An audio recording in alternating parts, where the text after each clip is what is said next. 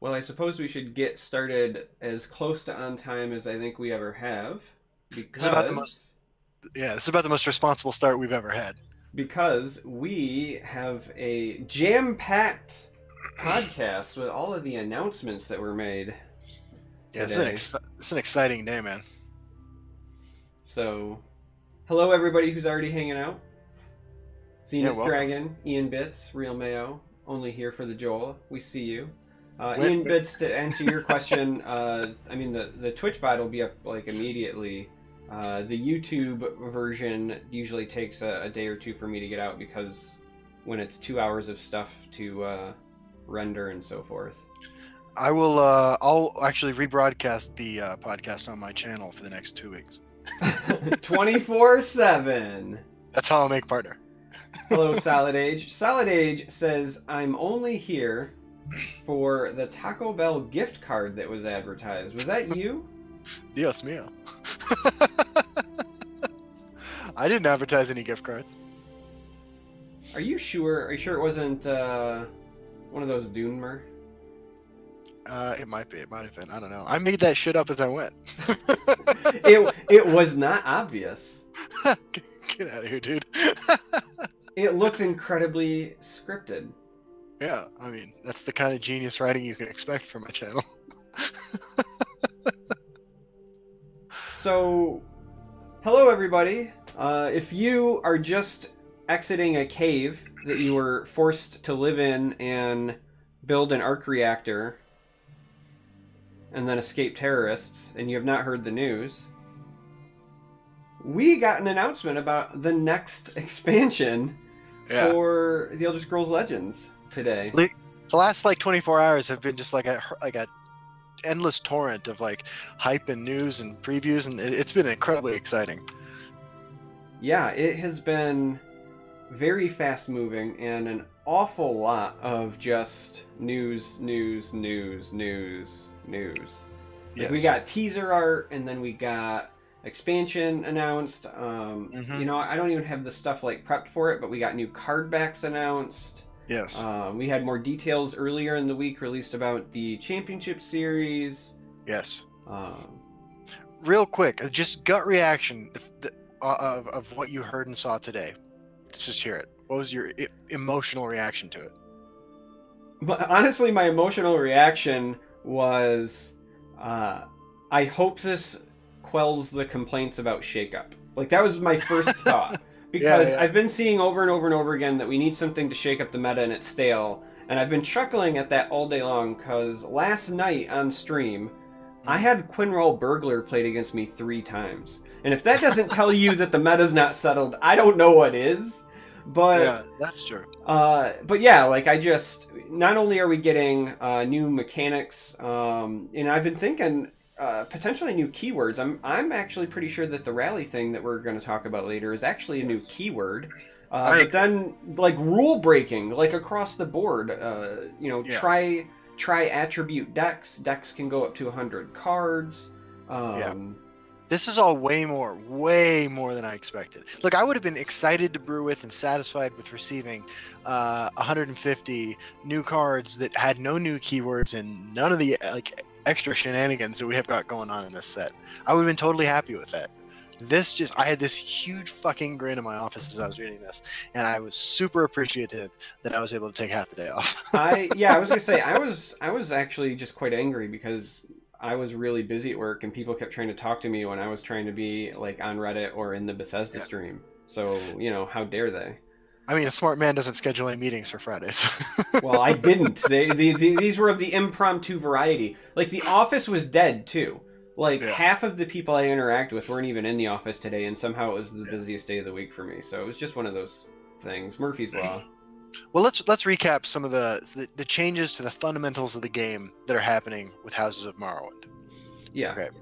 We got previously the deck size limit has been 70 cards, correct? Correct. The maximum deck size is now 100 cards with the launch of the expansion, and that is to help facilitate the biggest mechanical change that I could possibly have. I didn't even imagine this happening, which is you can now play 3 color decks, 3 attribute decks in Legends. But go ahead. To balance that, right, from a power level perspective, you have to have at least 75 cards in your deck if you run 3 attributes. Right. And somebody had posted on Reddit, they kind of wanted to know what the design philosophy was behind that. And I, quickly responded that my take was, if you have a 50 card deck, even though it's never like a 50-50 ratio, right? But like in a 50 card deck, if you were to say, okay, it's like 25 cards from one attribute and 25 cards from another, and you want to add a third, you tack on 25 cards, right? Like I feel like that's probably where the 75 number originated from, and then maybe they did testing and found that was fine. But it's interesting, So, it's fascinating, right? Like, and the underlying suggestion, that I perceived it as I was sitting in the shower for 20 minutes trying to get makeup off. I was just mulling this through in my head. I think it suggests that there has to be like a way you can mathematically connect the increase in variance that adding 25 cards to your deck, provides each matchup you play, compared to the relative power level increase you have by playing the strongest 25 cards in 3 attributes. Yeah, I'm really curious to see what some of the triple attribute cards are. So during the Bethesda stream today, and some of the cards have been revealed. We'll take a look at those and kind of talk about them a little bit. But they did say today that there are some that are even as low costing as like 2, and that there are more than at least initially looks, because so far for the tricolor stuff we've only seen like the unique legends, and only a couple of them. But I'm curious to see the power level of those cards, because to me it's very much like Singleton, right? Singleton was a mechanic they introduced during the Forgotten Hero collection, where they said, okay, if you increase your deck variance, you get the potential to play these very powerful cards and effects. Right. And so it feels like that is, again, the design philosophy behind these. Like, you have to introduce additional variance for potentially really powerful cards and effects. And I wonder how much you can offset that with clever deck building. Ian Bits has a totally reasonable response, which is that, but you're already playing the strongest 25 cards and 2 attributes, so power level won't go up really. I think that, like, I don't disagree with that necessarily, but like, my thought is that why I think the relative power level of each card will increase is because there are going to be more opportunities, dramatically more opportunities for synergy amongst the individual cards in your deck, right? So the factor that brings down the overall power level of the deck is the increased variance, making it less likely for you to draw those combos than you would if you were able to play a 50-card 3-color deck. I mean, again, for me, it really comes down to how powerful and how many of the tricolor cards are there going to be. Because if you're just going like baseline, I'm going to throw in max sets of stuff. You're looking at like whatever the unique legend is, and then 8 new cards that are a 3 of. So, are there going to be, of the new stuff, a chunk of things that are worth running 8 more 3-ofs in your finely tuned 2-color deck already? Like, that's going to be my baseline for as I like evaluate power level as things get revealed, and then I'll kind of work it through from there. Yeah, I understand. Oh man, I have to admit, like, I feel like I'm pretty quick to put together new decks and stuff with new cards, but when I saw the 3-color thing, like, my mind went blank as far as like the potential scope, because I never considered until 12 hours ago that this was ever going to happen. I never thought, what would I do with 3 colors? It says Solid Age says, by the way, boys, your bed is pretty high in the mix. That's an interesting statement. Also, I want to say, let me go out. Solid Age did ask earlier, if you guys are not familiar, Solid Age, AJ, is an employee of Bethesda and a very wonderful guy, and he asked if we, if they delivered on the hype, if we were happy with the announcements, and general consensus in chat, again, if you're listening to the audio version, was that yes, they had. However, I am going to say no, because I didn't see a single Mike the Liar. Well, yeah. I mean, maybe we did. This one can never be sure.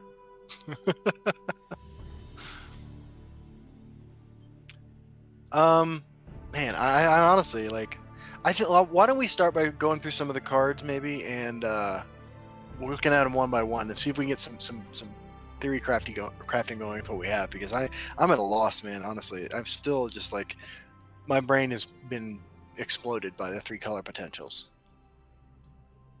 All right. I think AJ was trying to kindly let us know that the soundtrack was a little loud, so Okay. I'll turn that down. Yeah, I think we should definitely do that. I also think, before we go through the cards that were revealed, we should just really, really quickly get ready to hit your print screen buttons. We're gonna just quickly show the entire set, but like as a Oh, did you get permission to do that? yeah. Well, I mean, I didn't. That's why we're gonna do it quick. Hopefully, Solid Age closes his eyes. Oh, We're shit. gonna put it up on screen. If you guys can snag a thing and then like do the CSI enhance real quick, Right. Okay. Go. But here we go. This is that All right. Excel document. Yeah, Okay. quick, take that print screen. So I'm talking about right there. Yeah. And Can right, you believe? Yeah. Now let's move on to the stuff that was announced.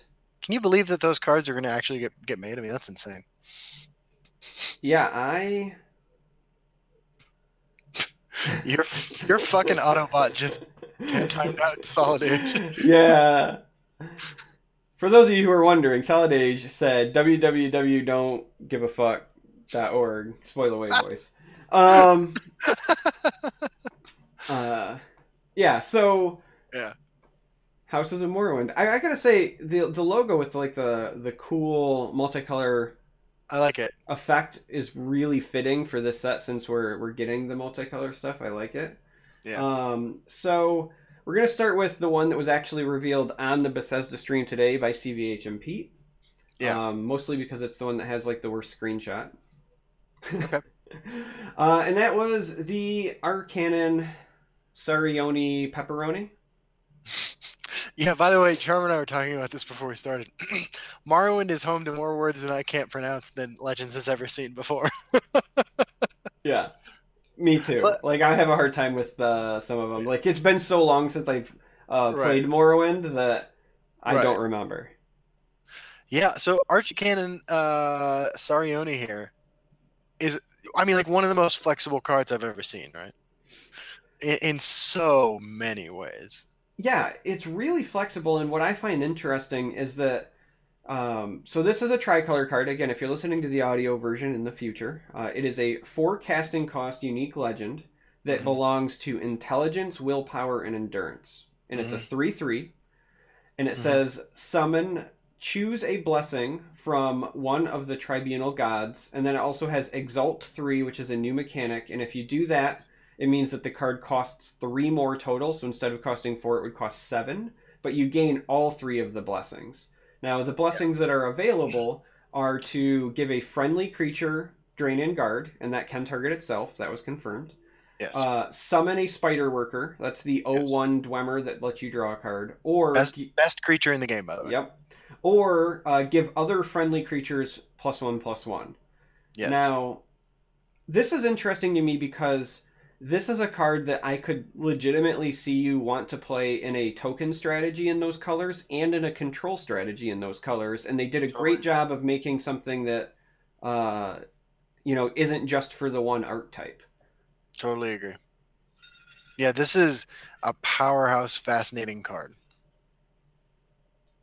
It really, really is. And I think that the flexibility of the Exalt mechanic is going to be interesting, specifically so if you're introducing more variance in your deck building by running these 75 card decks, a mechanic like Exalt, where you can maybe play stuff cheap or late game get extra value out of it, is really intriguing because that might help smooth out your curve or smooth out your hand if you do get a suboptimal or a subpar draw.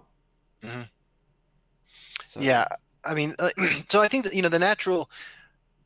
I think it stands alone great in a control deck. I think that it's totally serviceable in a control deck, which I think these colors are, in my mind at least, most likely to work with. But I have to admit too, like you said, like I think this would be an absolute beast in a token strategy.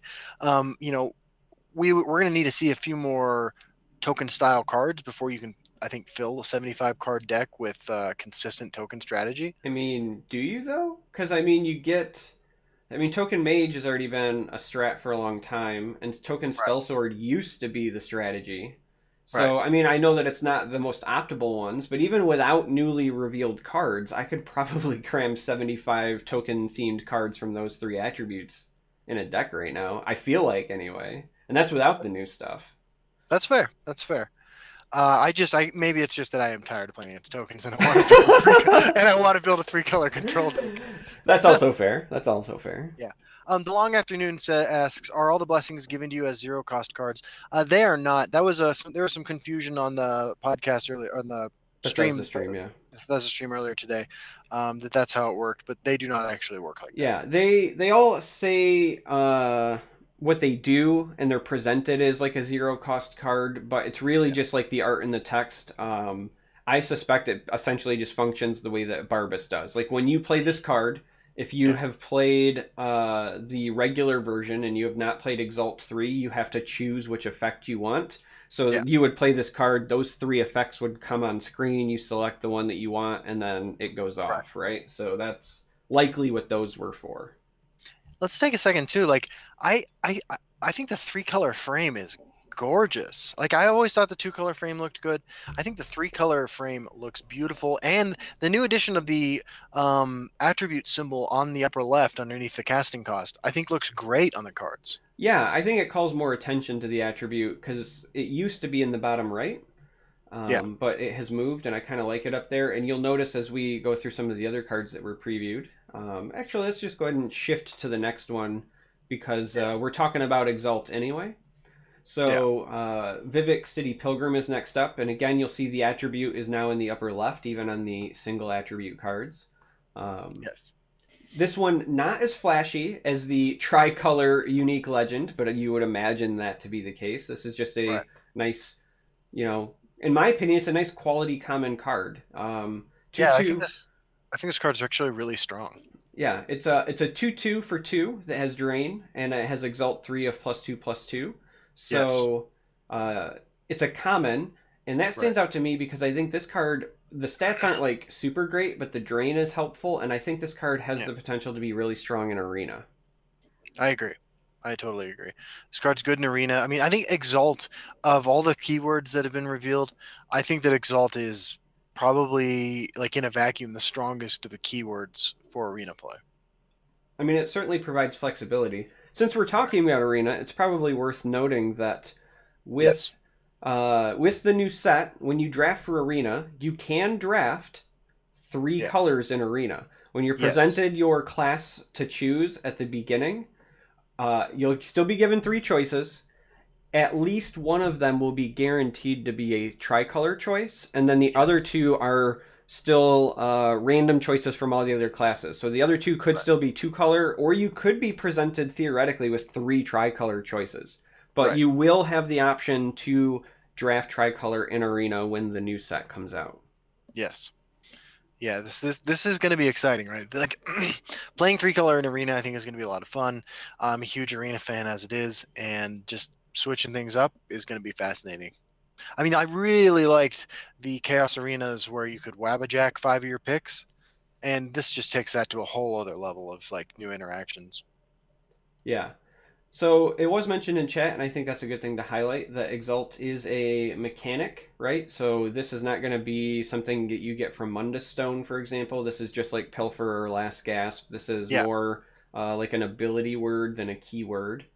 So it's good to keep that in mind. Anasi won't steal Exalt buffs. So that's good. So this is, again, it's not flashy, but it's, I think, just a good quality common, and it shows off the Exalt mechanic nicely, and it's the Vivec City Pilgrim. Yes. But, this is a set not just of commons, this is a set of gods, right? So if we're going to talk about Vivec City Pilgrim, I guess maybe we should talk about Vivec himself. Look at that. It's got a pretty legit to have a city named after you. Right? Yeah. Oh. So Vivec is a unique willpower legend. It is a 5/5 for 5. It also has Exalt 3 of +5/+5. So for 8, you get a 10/10 worth of stats. But on Yes. top of that, it says while you have an exalted creature in play, and an exalted creature is any creature that you've played the exalt cost for. It doesn't have to be this one. Right. While Right. you have an exalted creature in play, you can't lose the game. No. Yeah. Yeah, this is a fascinating creature, right? Absolutely fascinating. Um, first of all, you can play it as a 8 Magicka 10/10, which is pretty goddamn good. But that text, you can't lose the game, right? Like Platinum Angel in, niche places sees playing Magic in every format, right? For different reasons, but um Yeah. Vivec has some pretty unique text. It's the kind of card that is going to randomly cause you to lose the game like one time before you like, well, I should probably put a silence effect or something like that in my deck to deal with a 10/10 creature so that I can actually win the game. This is a really, really cool card. Um, Depending on the power level of their exalted creatures, it may just be an auto include in decks that can support not having it exalted and laying it down as on turn 5 to keep yourself from losing to a fast aggro deck. But I think this is really cool.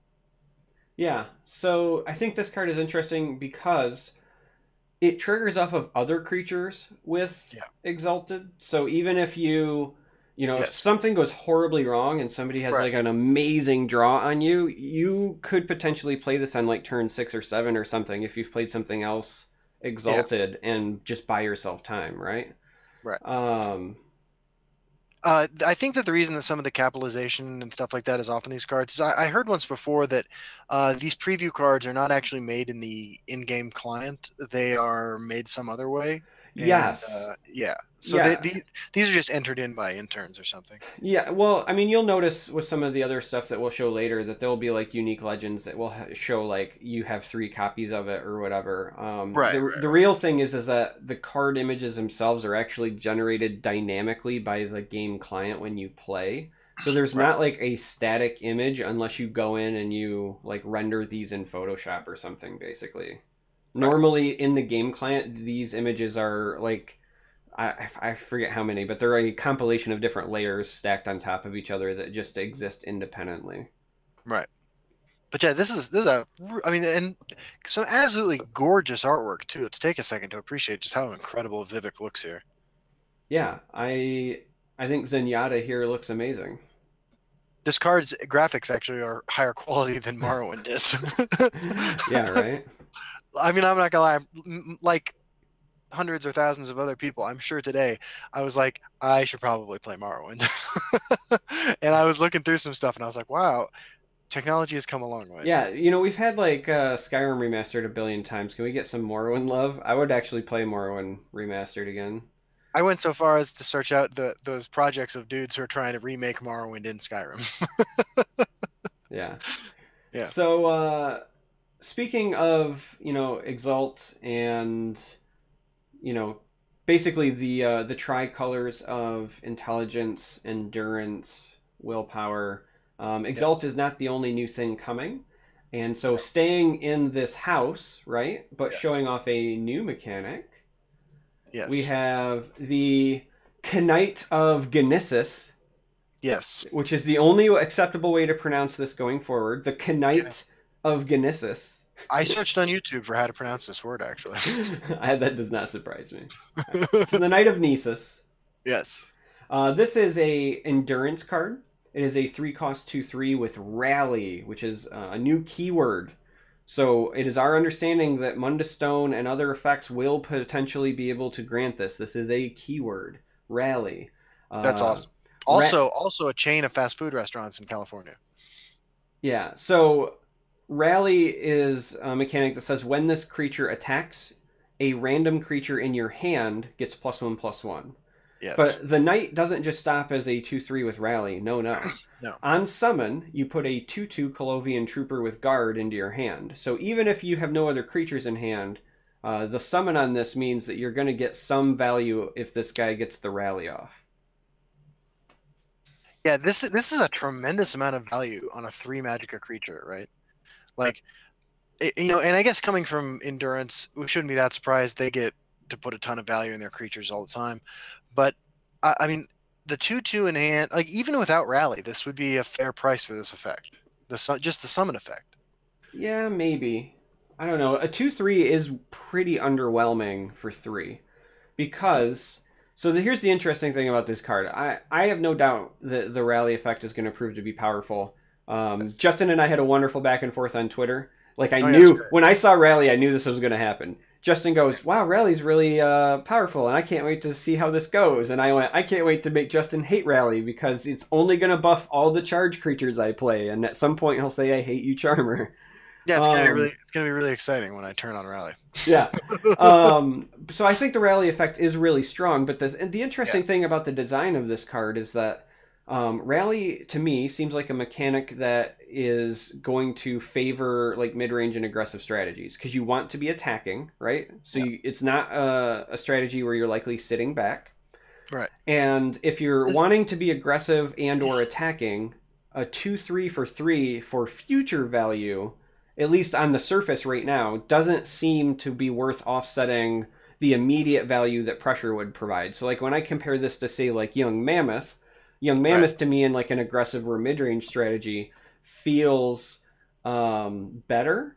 But again, like I know the rally effect is powerful. I just wonder how the stat trade-off is going to benefit. This is one of those things that I think is going to be really interesting to see how it plays out, especially if you've played Direwolf's other game, Eternal. Yeah. You say it feels better, but I think it feels less interesting, which is why which is why I'm on board with this card. I mean, I'll be honest. I just like the idea of playing unnaturally strong creatures from my hand that you wouldn't expect. I think it's Yeah. exciting. I mean, it's hard to articulate why exactly this mechanic appeals to me, because you're right. It does encourage attacking, and I mean, even though every once in a while I break out the pilfer deck for the lulls, like I try to win the game without attacking if possible. Yeah. I think that the reason that you are personally drawn to this is because I think that it's going to be best to use as attacking, but if you use these creatures to trade while also buffing up like That's guards true. or things with drain in your hand, Yeah, um, I could see some value there. I'm curious to see what other, you know, yeah. creatures get rally and in what attributes they get it. Because Well, we're being in, able to buff up this something is like Moonlight Werebat, for example. this is a the Knight of Gnisis is a House Redoran card, right? Which is strength, willpower, and endurance. So red, yellow, and purple. Yeah. Those are the colors that are going to have access to rally. So you're going to, as far as charged creatures goes, you're going to be limited to strength creatures. Um, but I like the fact, like I think strength has some strong guard creatures. I think that willpower and endurance have some really strong guard creatures. I think maybe you try to shove this into the East Empire Crafter deck that never existed. So, so the Because reason I mean, buffing creatures in your hand with rally has a synergistic effect with East Empire Crafter. So the reason that I think that Rally is a little bit good is because of things like Drain and Unstoppable Rage because it's in that house, right? But I also I'm hesitant because it's not directly like if you've played Direwolf Digital's other game Eternal, there's an ability called Warcry that's very similar, but Warcry affects things in your deck. So like Right. you get The top value out of creature or weapon. Warcry even if you have no creatures in hand. And this is Right. very specifically hand, right? Yeah. Um, so I don't know. I this is interesting because there's a lot of I think nuance to it, and I'm really excited to try it out. I see some people in chat asking, "Are we sure that this is a keyword versus an ability word?" It is currently my understanding that it is a keyword because it functions the same way every time. It is not like rally and then do an effect like say pilfer is like it's just rally is always when this attacks it does the +1/+1 to a random card. And Right. I'm 99% certain, but I guess I can look it up here while we chat that was the way that it was listed in the article as well. Hmm. Yeah, Dumpster just said that that is also what they said in the article, which was my understanding. So yes, it does seem to be a new keyword. Yeah. Yeah, I think it's a really interesting one. I like it quite a bit. So Before we continue with the cards, maybe we should recap real quick the five houses we're getting, right? Because there are 10 possible combinations of three colors, and we're only getting five in this set, which of course, hints that we'll get the other five someday. But The color combinations we're getting are House Red Oran, which has Rally as its keyword. That is Strength, Willpower, and Endurance. Red, purple, and yellow. The Vivec cards that we looked at earlier are from the Tribunal Temple, which is another one of the three color classes, and that is blue, purple, and yellow. Um, Strong control colors, I guess, if you will. And where are we going next? I know there is a house in New Orleans. I think it's called the Rising Sun. I started singing the song in my head. Do you know how long I've been waiting to spring that on you? I thought about that at like 3:30 this afternoon. That's pretty good, dude. It's been the ruin of many Um, a poor boy.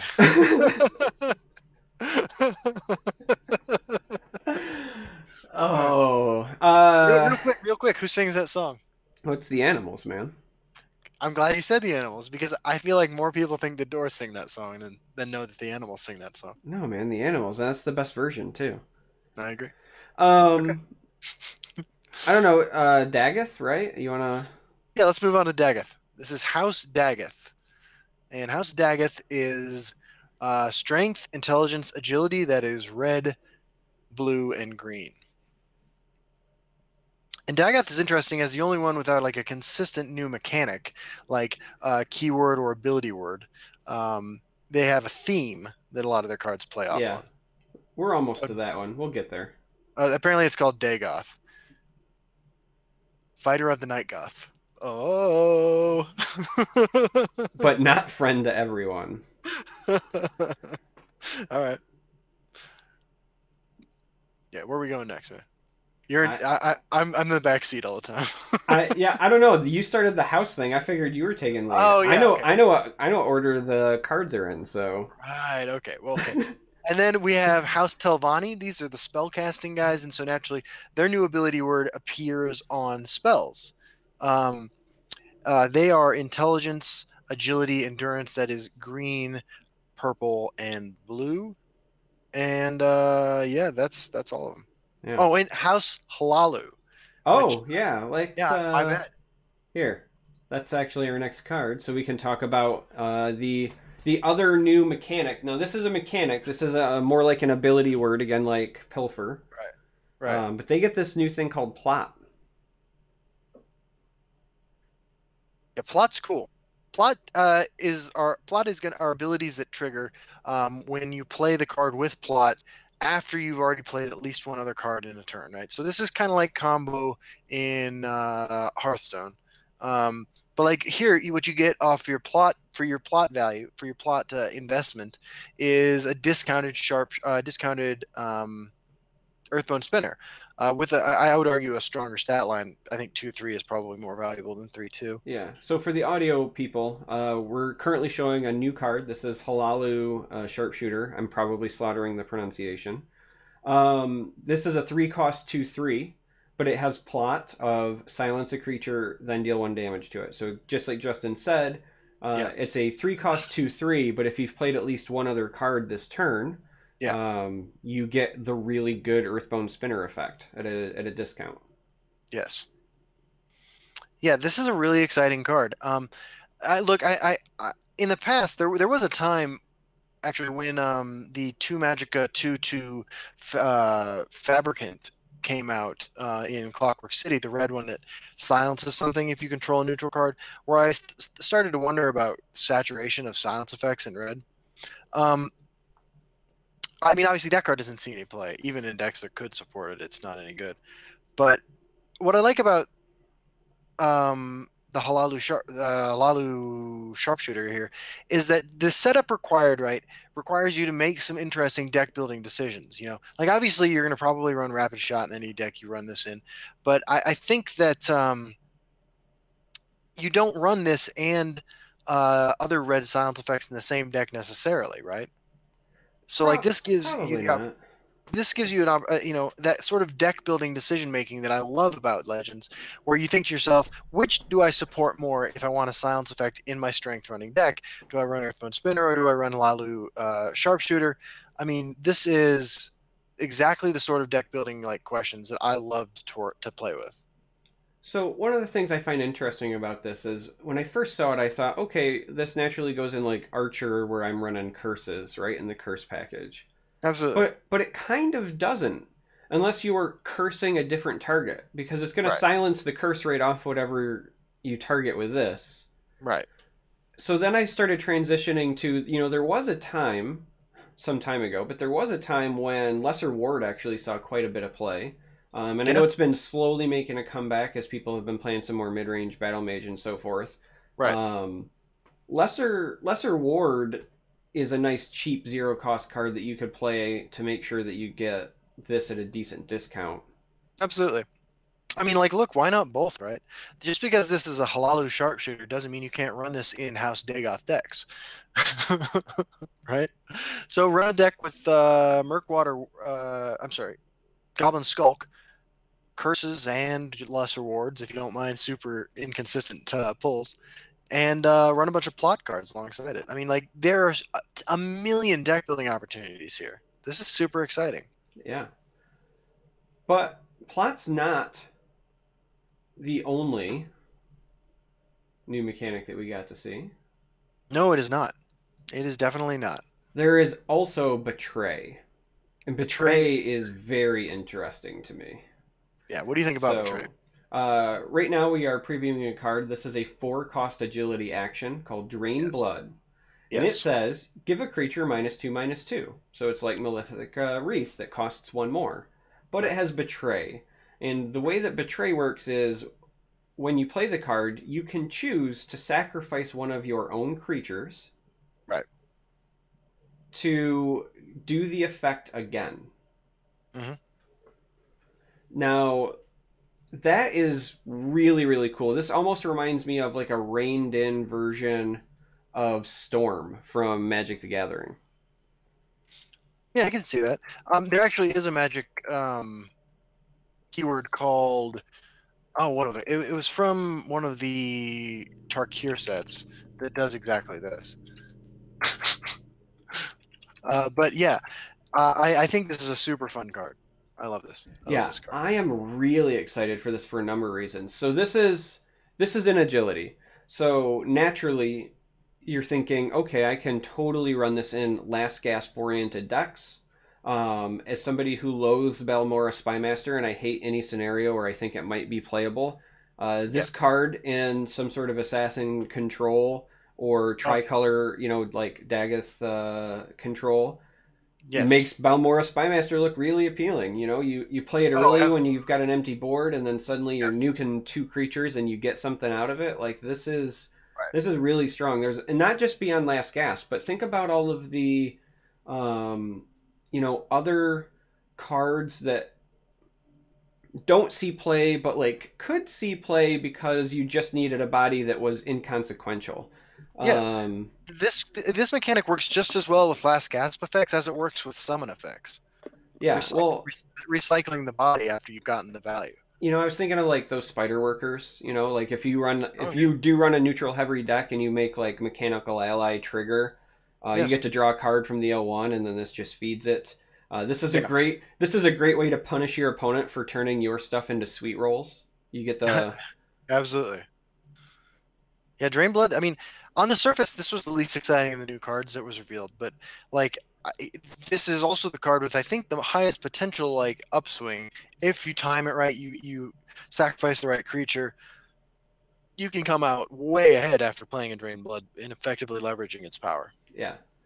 And so naturally, like with all of these cards, when you see this mechanic, you start thinking, okay, what else has this mechanic, right? Right. I'm really, really excited and curious to see what other effects have Betray and how we can leverage it, and I or yeah. what was going to say, what kind of creatures help feed it as well. Like I'm curious about the other side.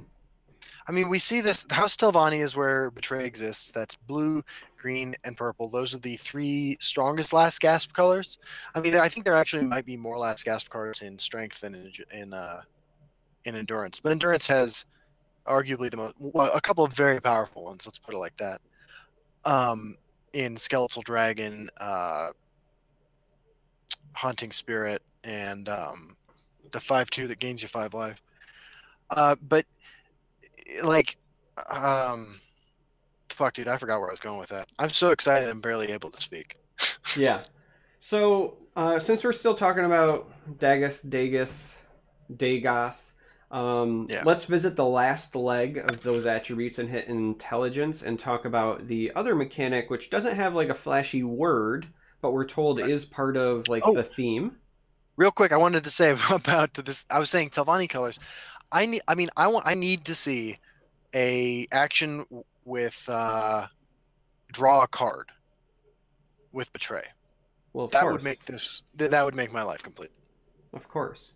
So the last like theme or mechanic is going to be displayed on this creature. This is a 5 cost 3/4 intelligence creature called Ash Piercer, and this Yes. says summon, deal 3 damage to a creature if you have a Yeah. creature with 5 power or more. So that's Yeah. the theme. It's going to be a series of cards and effects that if you have a creature with 5 power or more, do Yeah. something. Yeah. This is beautiful artwork. But do you think the card's any good? This is one of those like I reserve the right to change my mind based on how the other ones are revealed, but right Yeah. now I don't Yeah. think there's enough to support it. I was saying on Twitter that it's a really good tempo play after Yeah. you play Bleak Coast Troll, right? If your 4 drop is Bleak Coast and then you play this on 5, this has the That's fair. potential to be as good as like a Leaf Lurker in blue in that scenario. It's not That's as fair. good as a Leaf Lurker because it's not as aggressive in stats and it's not hard removal. But in Right. a, let's say, a class like Sorcerer where you don't have Leaf Lurker or something, maybe. Yeah. Um, but Yeah. I think you need more ways to trigger it to guarantee you're triggering it on turn 5. Because right now it's like Bleak Coast Troll, Corrupted Shade. Both of those are endurance. Technically, the Black Dragon does, but that's a unique legendary. Yeah. Lumbering Ogrim will do it because that has a mighty 7 power. But I just think you Yeah. need some more consistent ways to like really make this ramp up. Yeah. Like tier, but I don't think there is a 3-color class that you can run this in tier. Not yet. I Not can't yet. wait. Yeah. I do think this card is beautiful, though. I will say that. Yeah, I'm really curious to see what the other effects are that are in this like Hold on. leg. Malibu Barbas, who we already know has a way with words, has called this trash piercer, and I can't stop laughing. I mean that's pretty fantastic. I mean, I'll say this, and I know that this is usually meant as like a derogatory phrase, but it Yeah, could be really good in arena. it could be. It could be good. It's usually like the death knell for a card. If you ever hear anybody say this could Yeah, be really good in arena, that's like their polite way of saying won't yeah. see any constructed play whatsoever. I fortunately for House Dagoth, we have another card in that class. Yeah, it's weird. It's almost like Yeah, that was named after somebody. right. So there he is. There's Dagoth, one of the Cthulhu Yeah, elder gods himself. yeah. Yes. So this is a tricolor unique legendary. It Yeah, costs 12 magicka for an yeah, 8/8 body, yeah. but take a deep breath now.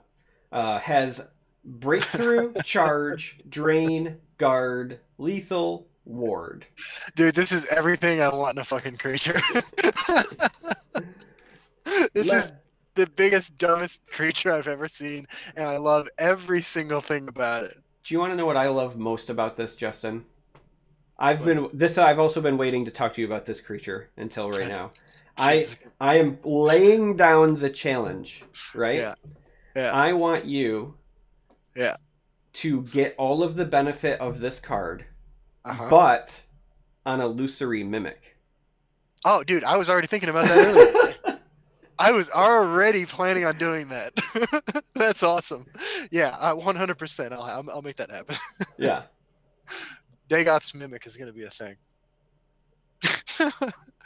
I mean, look, this. Okay, this is obviously this is the first 3-color card any of us saw. If we read the article on the Legends website, by the way, shout out to the great new looking Legends website. If we looked at the Legends website this morning, these colors, this card, the artwork, even the symmetry of the text box, this is just beautiful. Like I don't give a shit about premium cards, although I've stopped soul trapping them. But like because I learned there's a cap to how much how many soul shards you can have. But I need this in premium as soon as possible.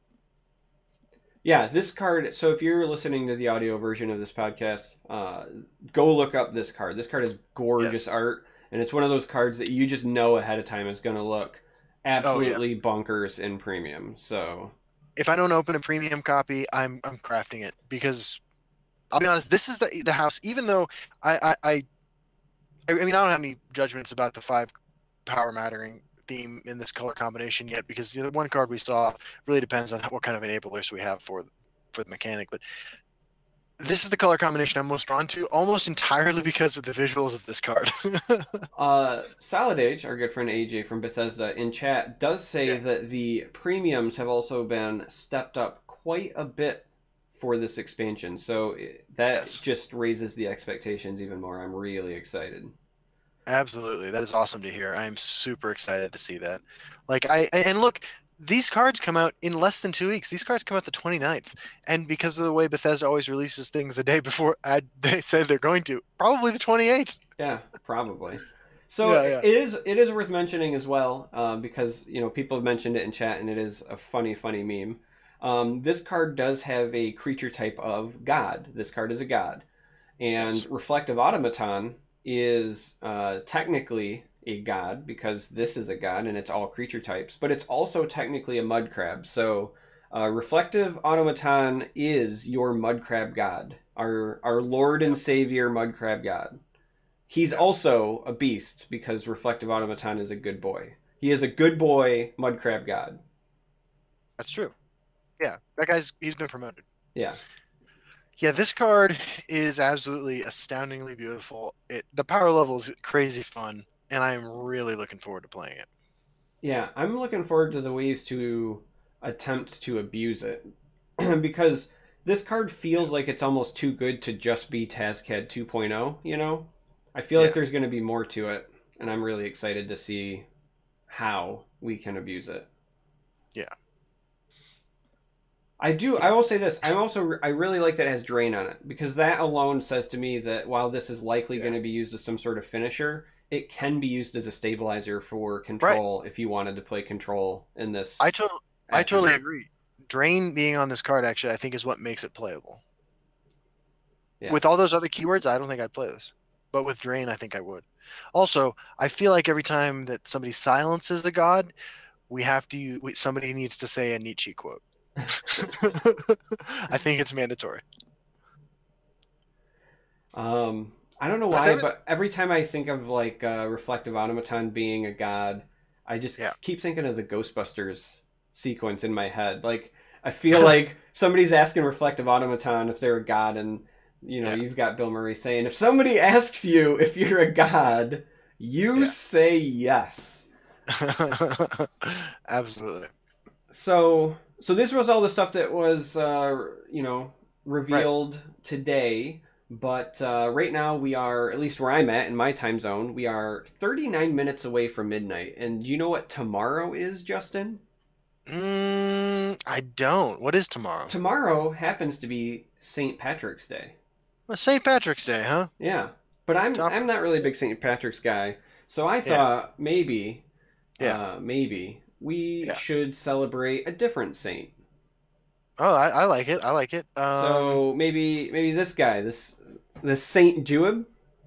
Saint Juib. I like the look of that guy. I like the cut of his Juib. Yeah. Well, I mean, look. I mean, he's got a fantastic cut like that. Yeah. This is just actually begging for somebody to Photoshop CVH's face on it. You heard it here first. This is actually what I look like without a shirt on. Yeah. So if you guys don't know, this guy is actually who was teased. So this art may look familiar. Yeah. But they're different. Why do we have two? That is strange. I'm trying to understand. I'm trying to piece together, but nothing's coming. Doesn't make sense to me. It's probably got something to do with, just like St. Patrick's Day, this guy as a saint, St. Patrick supposedly drove out all the snakes. And did he really? Yeah, and so this guy here, St. Juib, I hear, drove out all of the cliff racers. So I can appreciate that. I've lost far too many cliff racers. I think that we should show him off. He's really impressive. Look at this guy. He is as cut and as like his stats match this card. If you think that like this guy looks buff, his stats match it for sure. And absolutely. Yeah, let's see it. It's got to be at least an 8-8, or maybe a 9-9. Oh wait, no, that was technical difficulties. I meant here. Look at the stats on this guy. Oh man, look at that right there. Look at our friend Juib. What a boss. Juib here is ripped. So if you are listening to the audio version, Juib is a neutral unique legend who costs 1, but for the low price of 1 magicka, you get a 1/1 in stats. That's solid. That's solid. I mean, auto include in every deck. That's Ungolem, and he's in a lot of decks. That's Shadow Meme, the horse. That's true. So this card does, however, have some text on it, and it says Slay. Change Juib into Saint Juib, Eradicator of the Winged Menace, which is my favorite new name for any card. Let me just throw that out there. I love that you go from Juib to Saint Juib, Eradicator of the Winged Menace. I mean, it's fantastic. Yeah. What? I mean, that has to be the coolest title in the game. Yeah. And Saint Juib is all that fits on the actual card is here. So when he does change, and it is change, not transform, which is also pretty important to note, it becomes a 5-cost 5/5 neutral that has guard, but it can't be damaged or targeted by cliff racers, right? Cliff hunters, and cliff striders. Sorry, I wanted to say like silencers, and I knew that was wrong. I had to blow it up. So silencers. So this is interesting for a number of reasons. One, you get a 1 magicka card that could potentially turn into a 5/5 very, very quickly with guard and some extra effects. But, presumably because he slew something and he's a 1/1 and he survived the encounter, he is going to be equipped with something that he'll also have as Saint Juib. Maybe. Or maybe this is what makes Calm become meta. Oh shit. Yeah, that's right. I went there. Or you Grizzly Gourmet and this guy eats a sweet roll and he gets jacked on steroids. Holy crap. I actually would guess that. I mean, that actually seems like a pretty good play. Like, really good. Believe me, I've been thinking about all of the different ways to abuse us. Night Mother loves this guy. Turn 1 Juib, turn 2 Night Mother. Oh baby. Yeah. So this is a real beast of a card, right? Yeah. So like, it also encourages you to run a lot more cards that enhance an existing card's strength and toughness than we currently see in the meta. Yeah. The crossbow also works. Yep. You can just shoot something with 1 health. So what's interesting to me, though, is this card references 2 cards we have not seen. So I'm really, really excited to see what Hunters and Striders are. And we're basically spoiling 4 cards right now. Yeah. And I'm really interested because... So this says can't be damaged or targeted by. Now we know Cliff Racers don't have any sort of targeting ability other than just attacking. So that maybe gives us a hint as to what the other cards are as well. Right. You know, it's unfortunate though. I don't know if you heard. Did you hear what happened to Saint Juib? Like where he ended up? Do you know the story? Turns out Saint Juib, he had a weakness that was not covered by his rules text. He was an alcoholic and he died drinking at the Cliff Bar. Oh, I'm so sorry, dude.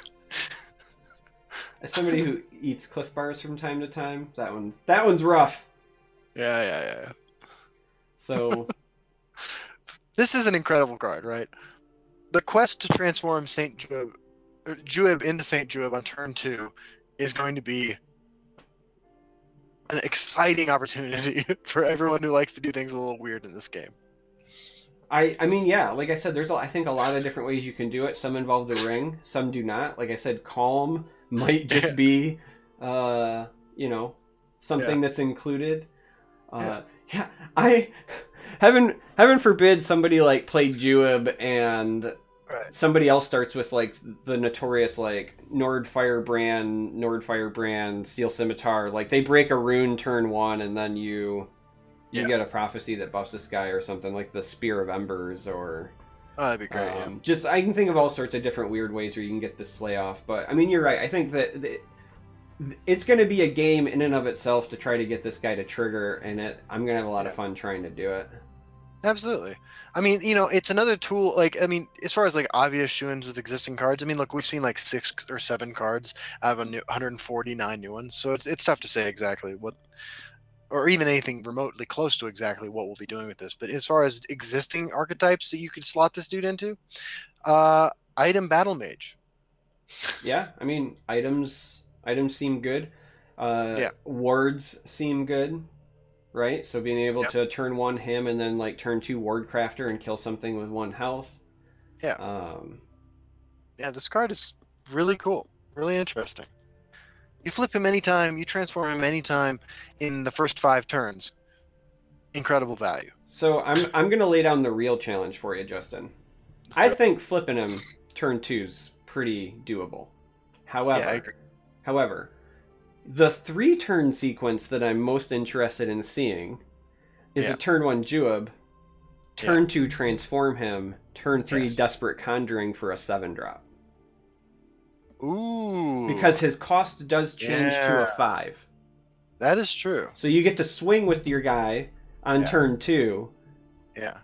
And how then is Spider Daedra a 7-drop or a 9-drop? that one's a 9-drop. But there's Damn it. there's plenty of good stuff at 7, like Bone Colossus or whatever new cards we get revealed. That's true. Yeah. Yeah, I think this card is really cool. And even if it doesn't end up in a competitive deck, although I kind of honestly believe it will, I'm looking forward to playing this. Yeah, I don't know how I feel about like the competitive thing or not. I will say this though. Part of me really hopes that there's a title associated with this card and specifically like it killing 10 Cliff Racers or something. Oh, that would be great. Please, oh my god, please let that title be Eradicator of the Winged Menace. That's what I was about to say. And it better be Eradicator of the Winged Menace. Because that's an instant equip and not take off for a long time. Oh my god, hell yeah. Oh. Yeah, and I know I mentioned it in passing, but we did get confirmation there will be more card backs coming as well. Yeah. Lots of them. Some will be to purchase, some will be that you have to do things like win a number of games with one of the new houses. Yes. There was one that they said is going to be tied to achieving the legend rank. Yes. Our cries and our feedback have all been listened to and answered, and card backs are coming. So they on the Bethesda stream they previewed one that looked really, really nice, and I look forward to seeing what the other ones are. Absolutely. Yeah, this is great. So I'm going to just show off that last thing that we weren't supposed to show real quick. Oh, is this the Excel sheet you meant to show earlier? Yeah, this is the one with the full roadmap and Okay, yeah. And hey, our faces are back. Okay, sweet. Oh. Good times. So yeah, I mean, I think there's a lot of sweet mechanics. I think there are some interesting cards that we've seen. I'm really excited about just all, like I said, all the things with Legends in general. Like when you think about like the last 2 weeks-ish, right? Last month, let's say like last month. In the last month, we've got one of the, best guys and awesome content creators became our community manager for the game. We got announcements about support for a competitive scene, and then that even had more announcements followed up as they listened to feedback. We've got announcements for a new pack expansion that is now like 2 weeks away. We've got card backs coming, a new website that looks and loads much cleaner, and on top of that, we've been told like art and other cool things are coming. We know that there's going to be a sweet meetup at PAX East, because the guys at Bethesda have posted about it a few times now, and they were taking RSVPs. So if you guys are going to PAX East, I heard about that. That sounds like it's going to be a lot of fun. Yeah. So like right now, for a game that not too long ago everyone thought was like dying as a side project, like I don't know what else they can do to tell you that the game is loved and supported, and it's like a great time. Shannara mentions this in chat. There's going to be new decks that are purchasable, just like with Heroes of Skyrim. That was confirmed during the Bethesda stream today as well. just a great time. So I remember when they announced they were hiring CVH. I think I said something like, "Today's the best day to be a Legends player yet," right? I would argue today, now, new best day to be a Legends player in history. Yeah, potentially. I mean, it's all coming up perfectly, right? Like, the game is it's growing. all coming up, Millhouse. I was gonna say that, man, but I didn't know how many people were gonna know what I was talking about. I was literally gonna say it. In fact, short side note, like, I almost said that to this like 60-year-old client I was talking to a couple days ago, and I got out. It's all coming up, and I stopped myself, and I was like, Justin, what the fuck are you doing? I was like, it's all coming up, aces. He's like, yeah. But anyway, this is a super exciting time to be a Legends player. Everything is evolving. Everything is growing. There's never been a better time to play this game. So Shannara asks, I think that now is a good time to pivot to the Q&A portion, right? We're about an hour in, and we talked about a lot of the announcements, so we can... Dude, hold on. Fastest hour we've ever done. Yeah, I know, fastest. Like, I feel like... And we started on time. But I mean, there's so much to talk about. So Shannara says, wait, does this mean Juab can't be damaged by the Mud Crab God, aka Reflective Automaton? And I don't think that's how I would say that's not how it's going to work, because I think this references the card name. Because Cliff Racer, it mentions by name, but Cliff Racer itself is like just a beast, and I don't think they're going to change the creature type. So I think this is specifically like... It's not like Delphine, which is just like arbitrarily dragons. Delphine can't be damaged by Automaton, but Mud Crab God is still able to take out Juab, because it's a god. Maricon, if you're still in chat, what's the status on the creation of a Clifford Still racer? Hopefully you know what I'm talking about. I mean, I just hope that one of those new cards that was teased is a giant red creature that is a Clifford the Big Red Dog Racer. Oh, that'd be pretty nice too. But, so Card Counter Chris, aka used to be Harrison, if you guys don't recognize the name. Awesome dude. Yeah. He says 150 cards ain't much, but I love how they're changing deck building. It adds a ton of mileage to the expansion. And yeah, absolutely. I think that the deck building changes are great for just adding variation and a lot of cool things. Like, here's what was cool about today's announcement and the expansion in general. Not only was I thinking about deck building opportunities, but I also immediately started thinking about, like, you know, what does it do for Arena? What does it do for Chaos Arena? What kind of gauntlets are we going to get? Like, all of our other game modes are going to benefit from these new, like, rule-bending experiences as well. Yeah, I mean, this changes everything. And it's also not the kind of change you can dial back either, right? This isn't like... it would not terribly shock me if we never saw another card that gave a shit about Werewolf Tribal. Okay, that would not surprise me.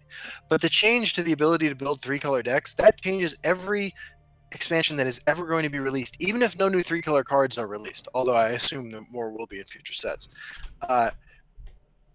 Because the opportunity is always going to be there. So now you have to consider how 3 different colors interact every time you're thinking about combos, about building anything. I mean, this is the biggest change I've seen in a digital TCG ever, or CCG ever. Yeah, I mean, it's certainly going to affect things. I am personally really curious to see what this does for round 2 of the Championship Series qualifiers, because these cards will be live at the start of the second round of qualifiers. Right. That's true. Speaking of that tournament, are you excited about watching it? No. Because if I'm watching it, it means I was disqualified. I didn't know if we could talk about that yet. I don't know either, but... Okay. I mean, I signed up for it. I guess I can say that, right? Like, I signed up for it. Yeah, there you go. Me too. Moving on. Yeah, so yeah, we want to hear from you in chat. You know, what are you guys excited about? Right. What questions do you have? What more do you want to see? Right. What's on your mind? Let's hear about your thoughts, your questions, because this is a huge change. This is a really exciting time. Coward Counter Chris comes in with the nope, next topic. I mean, fair enough. So, did you hear about that Mueller subpoena? Yeah, for the records at the Trump administration. Or his organization. No, let's go back to Legends. This is a dumb idea, Chris. Wait, McCabe got fucking fired today. Well, yeah, I mean, who didn't? 2 days before he was going to retire. Listen, dude, I don't even work for that organization, and I got fired, so... What? You work for the government? Yeah, but the state government. I do interact with the IRS a lot, though. Potato state tato. So, one of the questions is, does Juog need to survive to change into the 5/5? That is a great question, and I hope Maricon is still in to answer, because the question that I had asked, and I didn't get feedback when we were given the card to reveal, was, I know that if he survives, he clearly changes into the 5/5. Yes. But what I don't know is, if he slays something but still dies, does he go to the grave as a 5/5? Like, does he change and then enter the grave for, like, reanimation effects? That part I'm unsure of. So yeah. I'm hoping Maricon's here and can provide some clarification on the exact nuance, but we do not know for sure at the moment. Yeah. Have we heard about the Vivec versus Balgruuf Smackdown? Yeah, you don't win with Balgruuf if your opponent has a Vivec and an Exalted Creature on the board. Yeah, because all Jarl says is you win the game, and Vivec says you can't. So one just keeps trying to win, and the other says no. And until the one stops saying no, you don't win. Yeah. Let's talk about Artifact. Let's not. Let's talk about Legends. Legends is fucking awesome. I'll say something about Artifact. God damn it. No, hear me out. I had a thought today that was really depressing. I went over to the Artifact subreddit. I read through the posts. They've been basically the same since the news came out about Artifact. But I had a really depressing thought today, which was just based on lurking in that subreddit right now. I don't know if I even want to stream or make content for it because I already dislike the community that much. It made me so thankful that the Legends community is what it is. And this isn't me just like... This isn't me just saying it because we're doing a Legends podcast or whatever, but, like, right now, like, I get it. A lot of them are coming from Dota, and they're not used to card games or whatever, but, like, it just made me really appreciate the community that we have, because that subreddit right now is, like, a hot garbage fire. Like, it is a trash can that somebody needs to call the fire department on, so... I can appreciate that. The Legends community has been super fantastic, and the positivity the last couple days with all the announcements and stuff after CVH started has been super cool and fun to be a part of. I will say that. Let's see here. What do we got? What's the first mechanic you're going to try to build around on launch day? Well, I mean, we're 6 cards into 150 new cards, so it's kind of hard to say. But it's going to be a 3-color deck for me, and it'll probably be one that plays Dagoth. What about you? It's probably going to be Betray. It's going to be Betray or Rally, depending on what other cards we see. But based on what we've seen today, it would be Betray. Because I almost always instinctively try to make Assassin control work. I don't know why. It's just my thing. But like, if we get enough good Rally stuff, then you can bet your ass there's going to be a version of Time to Fight that runs Rally. Yeah, that's true. You know, no new prophecies have been revealed. Worth pointing out. Prophecy Dagoth decks, Control Mage with Swoltaire. Yeah, I'm not gonna lie, I did think about what I would put if I jammed Prophecy Assassin into Prophecy Battle Mage. I had that thought today. Redbeard84 writes, I'm hyped about Betray, Charmer, and Justin. I came in late. What mechanics are you hyped about? I mean, frankly, in my opinion, each of the 5 new houses mechanics seem exciting to me. I'm least hyped about the House Dagoth mechanic that 5 power matters, but I'm super hyped about that color combination, so it'll kind of balance out for me. Yeah, I mean, Betray looks sweet, Rally looks sweet. If Maricon, we strongly believe Rally is a keyword, but it'd be great if you could just hard confirm that for us. The article calls it a keyword, and it certainly has the same consistent effect regardless. So I guess we want to know, is Rally officially a keyword, and does that mean it can be granted by things like Mundustone and Royal Sage? Because Right. if it is truly our first new keyword since core set, then that will probably be what I'm most excited about, and I will want to abuse it. That's true. Socially Awesome Turtle writes, okay, question. Can you use class cards like Assassin and Battle Mage specific cards in 3-color decks? Yes, Yes, you you can. can. You just have to have a 75 card deck. Holy shit, I just got a Twitch drop for 3 free arena tickets. Hey, there you go. That's 3 free tricolor arenas with the new expansion. Oh, 100%. Chris asks, do you think 75 cards make Singleton worse or better because you can take the best cards from 3 attributes? I personally, I know we touched on this earlier. My opinion is that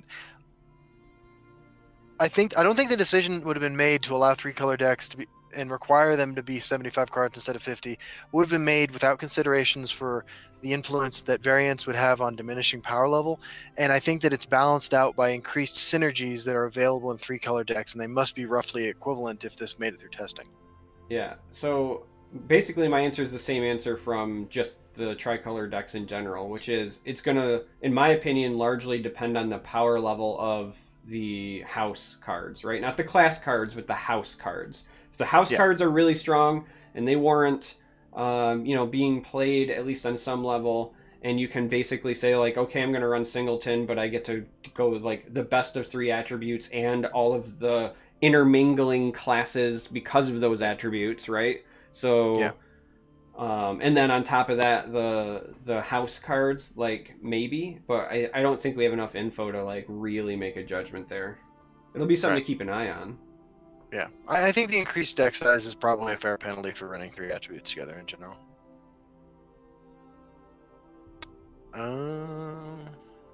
Somebody asks if Juab has a scar, and they say amazing freaking artwork, but I'm sad about no blind eye big scar. So the first one, he hasn't like become a badass, and the second one, he's in the process of eradicating the menace. So I would like to think that this is just before he gets said scar.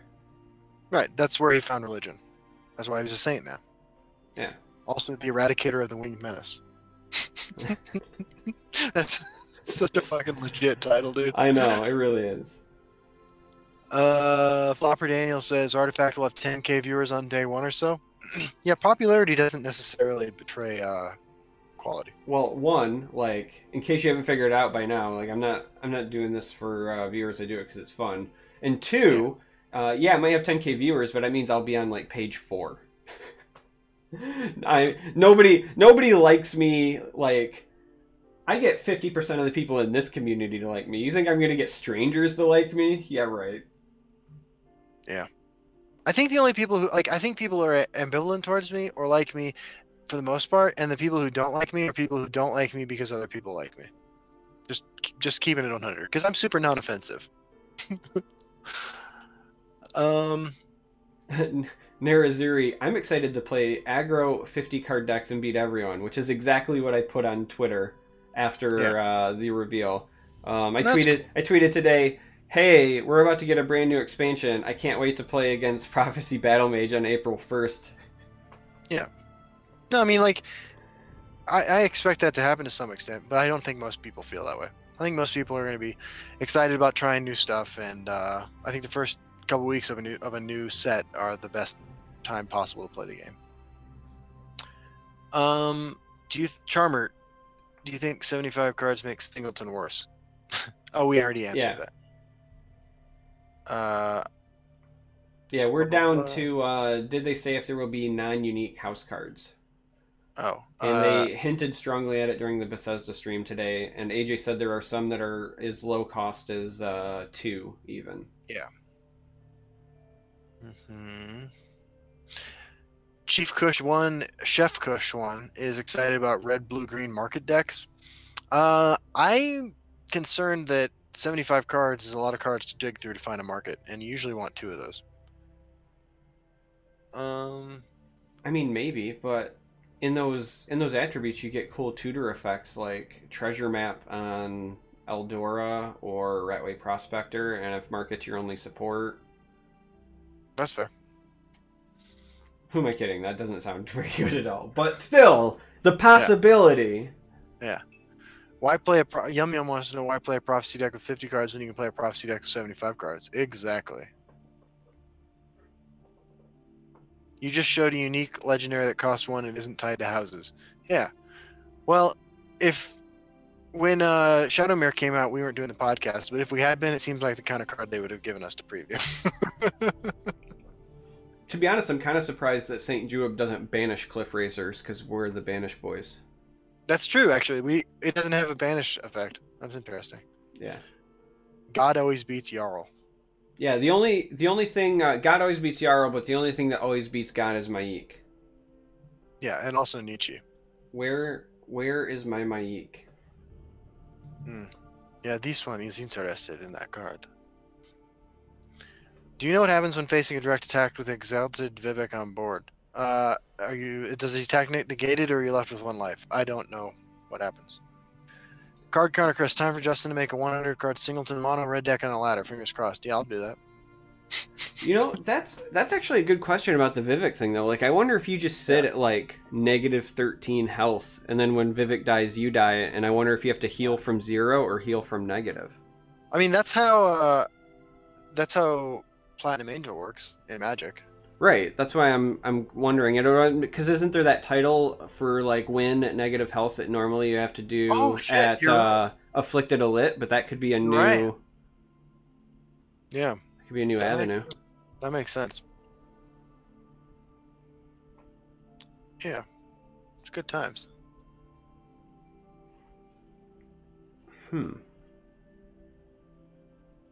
Yeah. That would make stuff like the rune restoring effects like that much more powerful. Like if you could go to like -30 and then just go, whoops, I got a rune back and I'm at like, 5 or 10 health or whatever. Yeah, that's an interesting idea. I don't know, that's one I need to think about and obviously get some clarification for. Dumpster says that in the Dark Brotherhood storyline, the prison mission lets the enemy go to -999 if you haven't met the requirements. Nice. Yeah. You can't wait to win at -200 against the AI. When I was recording a video with mono neutral singleton, I tested it against the AI. It's the first time I've played against the AI in a while. And I lost one of the 2 games I played against the AI. Oh, now here's a good question. What current underplayed or non-played card do you think makes a resurgence with 3 colored decks? Ooh, that is a good question. Nord Firebrand? Yeah, okay. Lesser played cards. Well, depending on the power level of Betray, I think you're going to see a lot more Last Gasp cards played. That are high, relatively high power level, but just don't see play in any existing archetypes very consistently. I mean, go ahead. I was gonna say if Rally can be granted by Mundus Stone, as much as I hate to say it, you might see a lot more Mundus Stone. Yeah, it's possible. Yeah. I'm not saying it's good, but you can expect to see it. People will do it. Yeah, it's definitely possible. What else? I would expect to see a lot more, even though it's, in every deck that can play it almost, I would expect to see more Thorn Hist Mage because any of the new color combinations that can play Thorn Hist Mage will play Thorn Hist Mage. What else? I'm just going through cards right now, see what I see. Yeah, I'm trying to think about, so like ally cards take a hit. Right. That's true. There's that. They'll be less consistent. Although it used to be that the blue ally card was in all sorts of decks, and now it's really just the green one and the yellow one that I see, and only the yellow one with any consistency. So, I think we're sort of moving away from those decks. Part of me almost wonders if we'll get like a cycle of reverse allies at some point. Like a blue creature where in House Dagoth, if the top card of your deck is red or green, do this. Yeah, either something like that, or even if it's just like not like if you play an intelligence creature and if the top card of your deck is not intelligence, or you know what I mean. Yeah. But maybe it's a minor effect instead of something like. Yeah, I can see that. I think that depending on, well, it's a really interesting question. And it's really tough to say at this point, too. Yeah, so Shannara says, I just realized Spellsword will now have access to damage removal, which is cute. I mean, Spellsword can have access to Ice Storm, but I was Yeah. far more excited that it was going to have access to card draw. Yeah. Like, that's what Spellsword needed, and that's what Spellsword now will have access to, is card draw. Like, Ice Storm is great, but so is the ability to put more cards in my hand.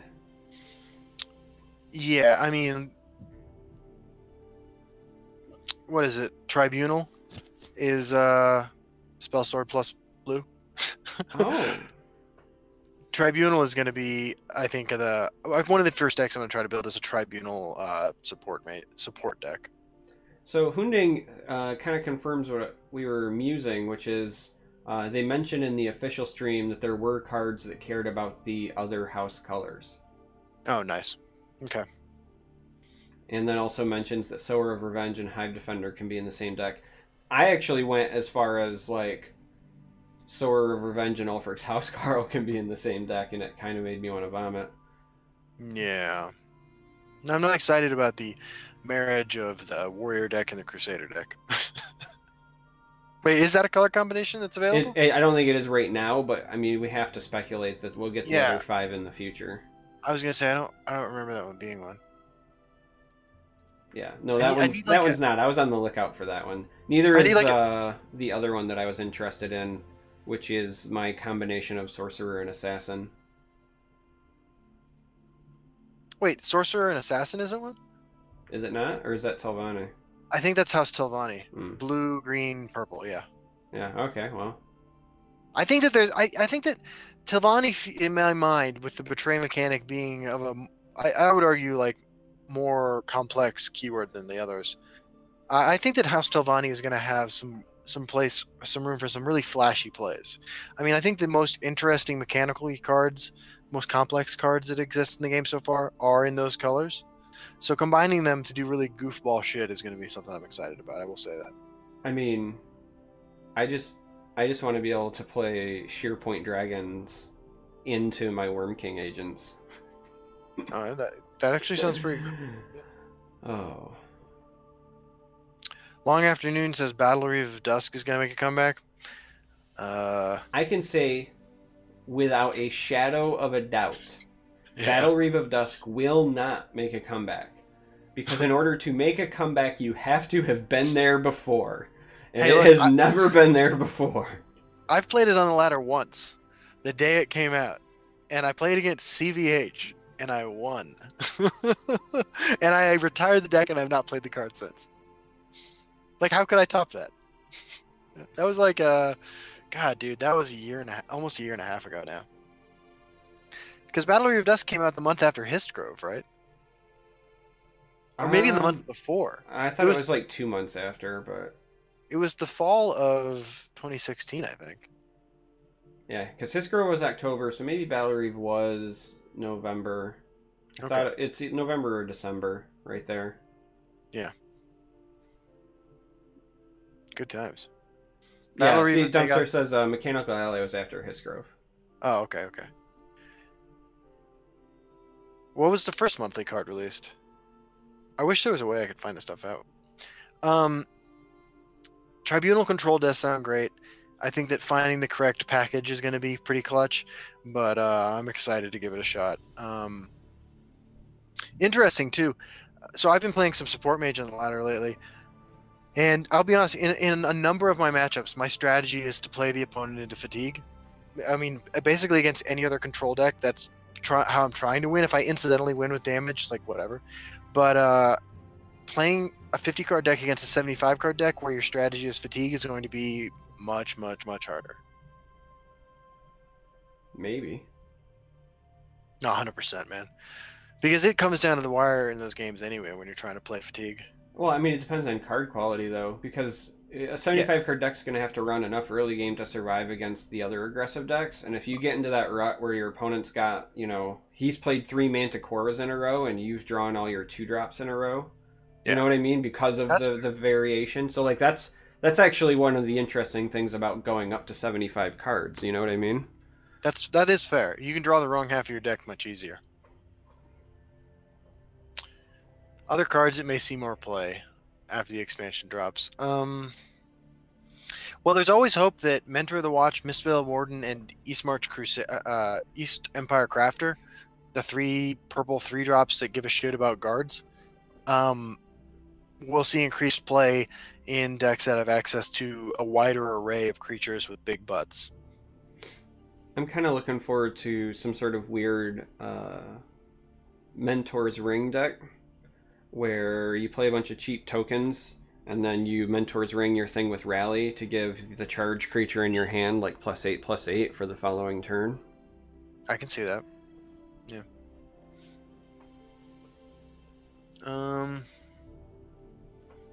Dagoth Skeevers. Skeever Infestation seems like a card that just gets strictly worse in a deck with 75 cards in it. But I am excited to play Skeevers at all times.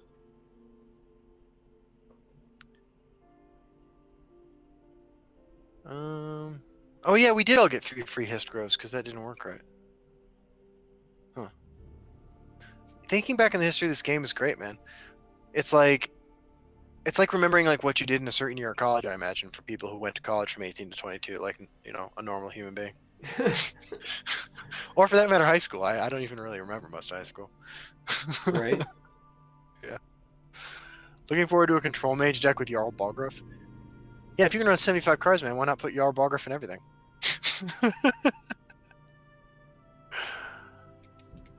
Ramraj says, I like Battle Reaver of Dusk. I think it could be good someday.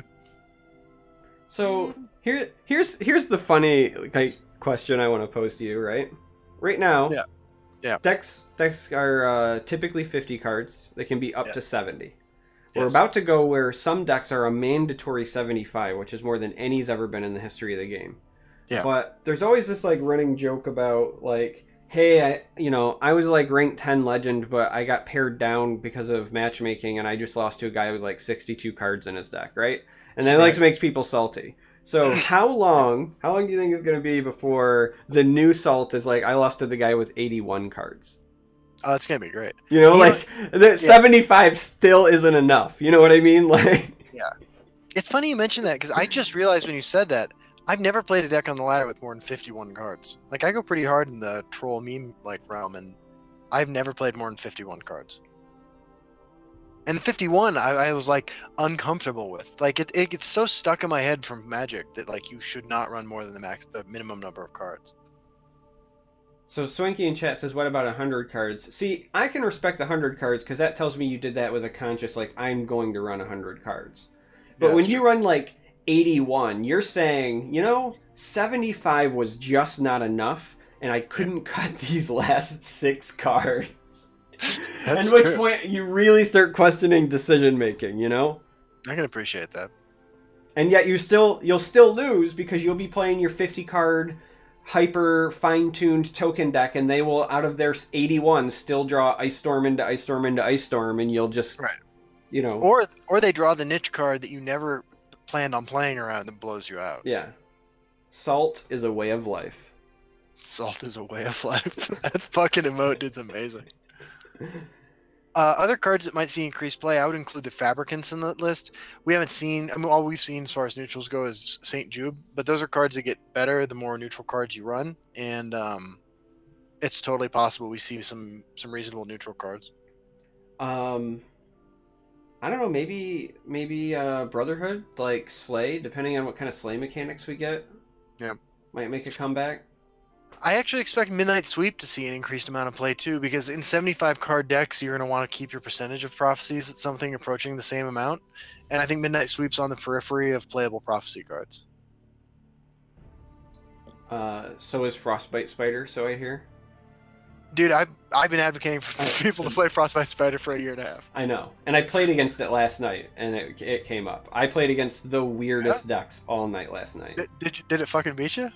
I don't think that one beat me, but one of the Quinral Burglar decks did beat me. Like I said, I played against 3 Quinral Burglars.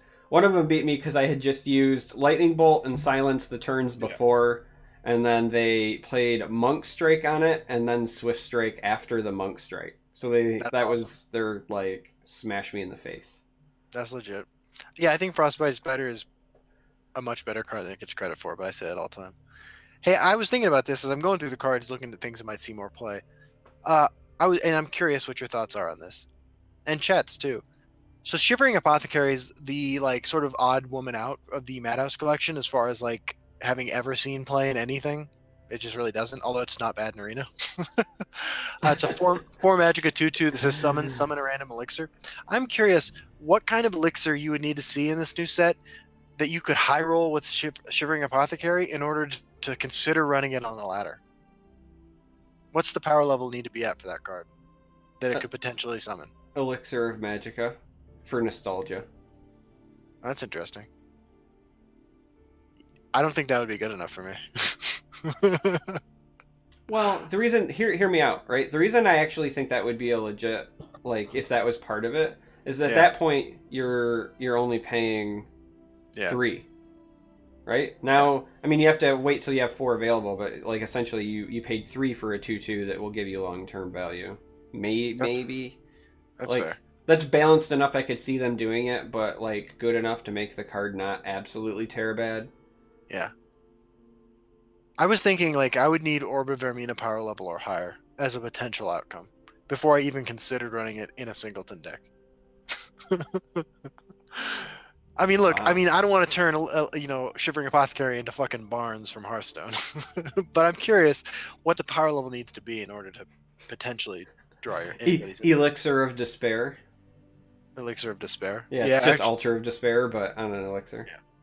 Yeah. Would you play it if it said summon a random support? No. No. Because you'd get Elixir of Cover every single time. Yeah. Fair enough. Yeah. Okay.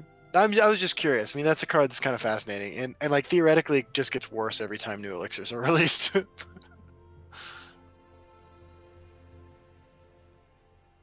Man, I'm on Legends decks. They've already got Ash Piercer up. I love it. Nice. Other cards that might get better. Gerald Forager. I'm just hoping my premiums appreciate in value. hope that investment pays off. Okay.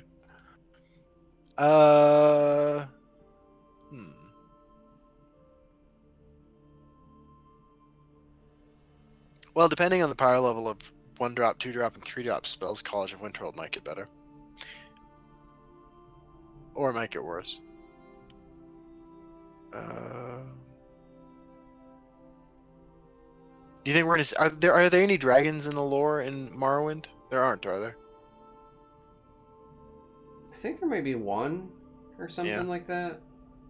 Okay.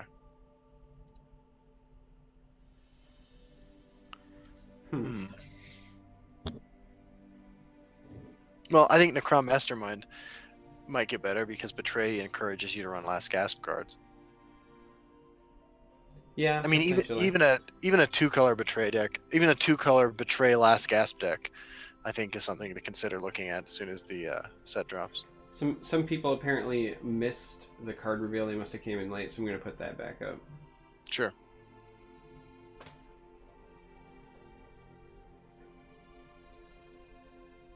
I'll be honest. Did you make the second version? No. You actually got I didn't know we got that card. Yeah, AJ sent it over. Oh, I must not have been paying attention. It's okay, I got you, fam. Cool.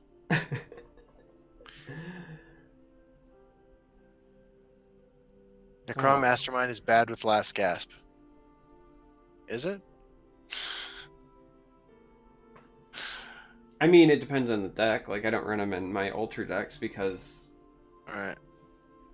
I'm usually like I don't as much care about the last gasp usually as I do the summon effects and thinning my deck out. But yeah, I think Ultra decks are usually more summon based than summons and guards than they are concerned with last gasps. Yeah, last gasp is so hard because if you don't have something that's like triggering it right away, and it's not an amazing last gasp, like Right. you're really kind of opening yourself up to silence cast into time. You know what I mean? Arrest. Yeah. Oh, definitely.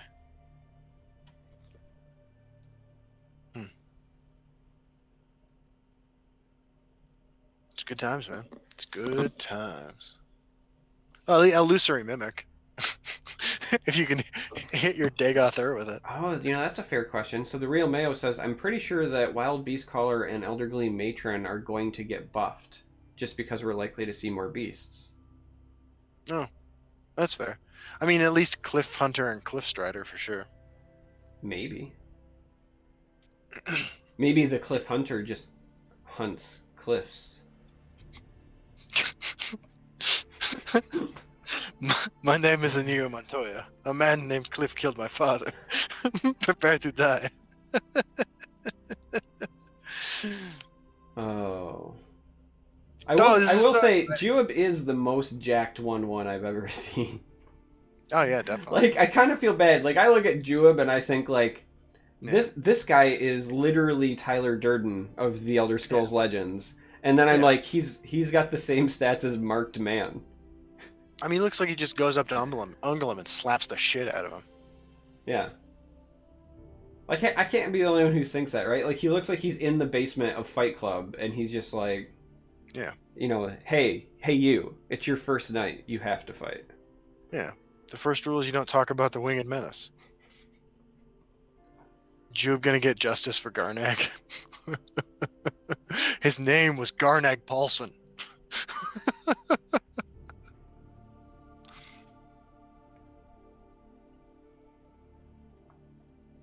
Oh. It's almost a little overwhelming, all of the excitement I'm feeling. Yeah, like I'm having a hard time processing because my brain wants to do too many things at once. You know what I mean? Like I know. I'm hitting that part where like I kind of go into a mental coma for 2 days, and then on Sunday afternoon I'll have some epiphany of the things I want to do, which will be like right in time for another reveal or something that'll throw me all off again. I would guess we're getting reveals every day for the next 2 weeks. But we're also not at that point yet where there's enough new cards revealed to do any like reasonable theory crafting. And especially since the 3-color deck thing is still blowing my fucking mind, and I need time to figure out what synergies I never considered.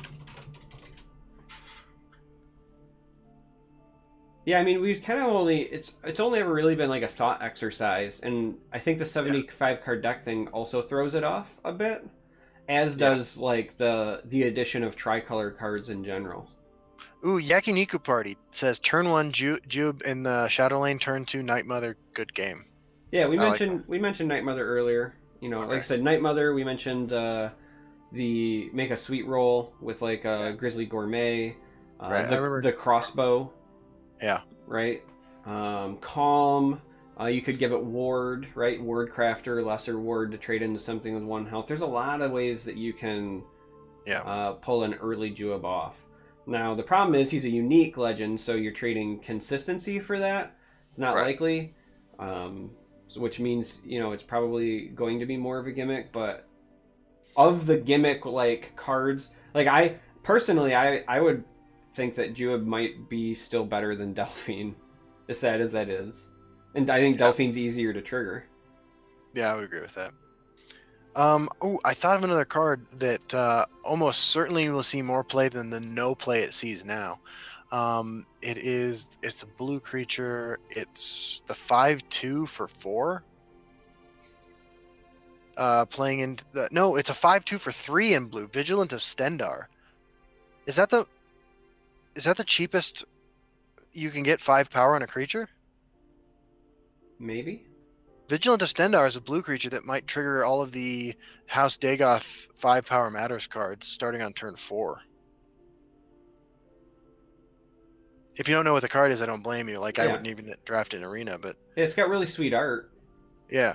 It's a textless 5/2 common for 3. Blighted Elite as well. Right. Blighted Elite and Vigilant of Stendar are the 2 3 Magicka enablers for that mechanic. Chat's also reminding you of Siege Catapult as a 2-drop. Yeah, but Siege Catapult's not in those colors. Yeah. Neither's Pitline. Oh yeah. I guess you can play them in non-big F class. That's true, but Yeah. yeah. So I have a theoretical question. Without knowing any of the other cards yet to be revealed or any of the other things, do you think, like if you're running Juob in an Archer deck, do you think it's worth trading off the hard removal and flexibility of an Archer's Gambit to trigger him turn 2 with an Archer's Gambit? Yeah. Play 2 Magicka, transform your creature into a 5/5. 100%. Yeah, probably.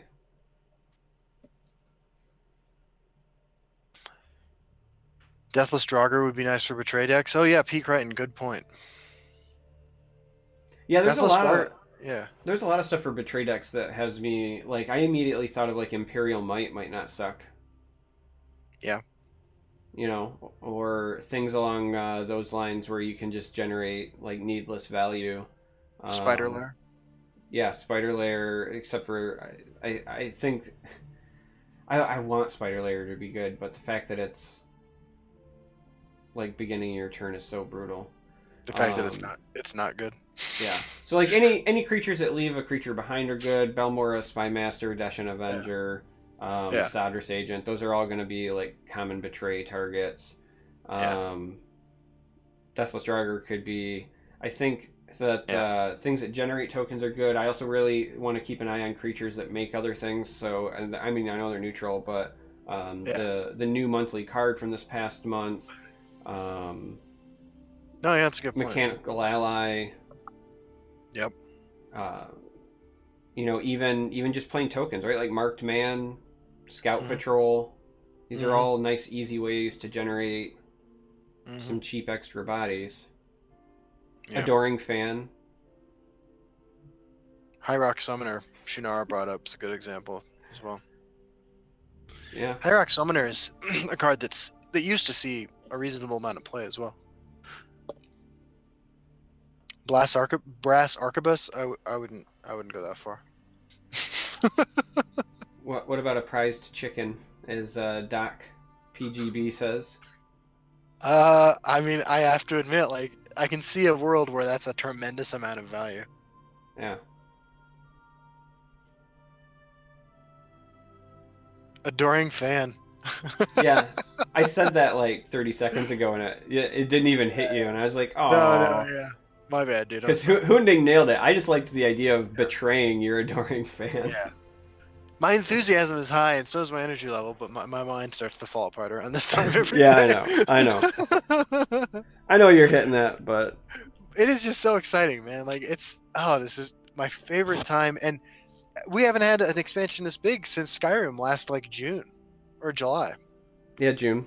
It was like June 29th. Yeah. June 30th. That's what's up, man. And we've seen a lot of content in the last, like, 5 months. Yeah, I mean certainly in the last, like, since November. Yeah. It's pretty legit. What I'm really looking forward to next week is having, 10, 15, 20 more cards revealed and doing some real theory crafting about what a 3-color deck might look like. Because at this point, it's too soon, frankly, for like me to have thought about this very much, and we don't have enough new information about 3-color cards. We've only seen 2 of them. But I look forward to every reveal we have coming up. I know I saw on Twitter that Racy Games with Agile, I don't. Yep, she streams in the community. She has a reveal coming up the next day or something. Check that out on Twitter.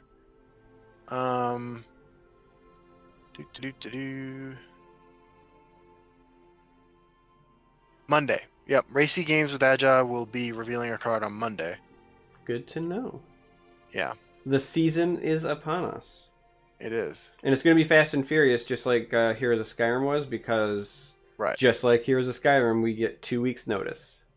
Right, and we're not gonna see all the new cards revealed before the set drops, which is cool too, because I like that last 24 hours where it's a huge info dump as we dig through the patches or whatever happens. Immortal King 1982 asks us, do you think that the pace of the last 4 months is sustainable for Bethesda die roll from putting up expansions and sets every 2 months will be the norm now? Now, I believe there was some reason why Clockwork City was delayed, right? Yeah, I was going to say Clockwork City was actually supposed to come out sooner, but it was delayed. I think that based on them saying that and the pace of the other stuff, 2 months is probably too much to expect. I would imagine that they're probably shooting for like 3, and then maybe trickling in collections and obviously the monthly reward cards in between.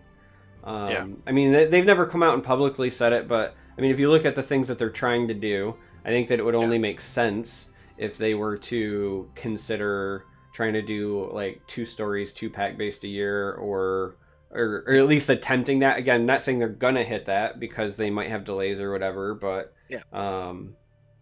that would be a reasonable. Yeah, I think every 2.5, 3 months would be cool. But not every one of them being a pack-based expansion. I think that would be oversaturation. Oh, yeah. 2 pack-based expansions a year, I think, is groovy. I would honestly be satisfied with 1 and 3 story expansions every year, to be honest with you. But 2, I think, is probably better. Oh, man. Yeah, I always go back and forth on like what potential models could be for a game like this, because there's a part of me that wonders like, what if instead of ever doing pack-based expansions, and I know that at some point you have to do pack-based because like that's kind of a moneymaker or whatever, but what if instead we got Forgotten Hero style collections just once a month that had like 20 cards? Oh yeah, that'd be great. I would join a $15 a month MMO style subscription based program for Legends that released 20-25 cards a month. Yeah, I think you and I talked about that once, that I thought that like I can't think of a CCG that's done something like that, but if they did, I would potentially be on board depending on what the rewards were, you know? Yeah. It does sort of like eliminate the like visceral excitement though of like opening packs, which I have to admit, like I am super looking forward to. Like I'm gonna be right there in the trenches, opening a shitload of packs on the 28th or the 29th, and I'm really looking forward to that experience. So that'll be good. Yeah, maybe. I don't know. I go back and forth on that a lot. I mean, I do like opening packs, but yeah. Either way, it's gonna be great.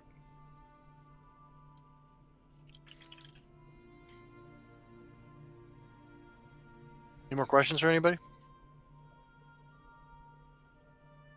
I get the feeling our audience is a little overwhelmed too, because some nights we have fucking nothing to talk about and people have more questions.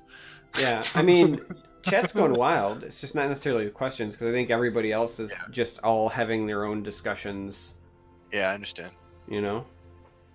This is a great time to be a fucking Legends player, man. And I can also assure you that there are still more exciting announcements to come in the next couple of weeks. Probably the next week. Right? Probably not. No, dude, you know there are. I don't know what you're talking about. Yeah, all right.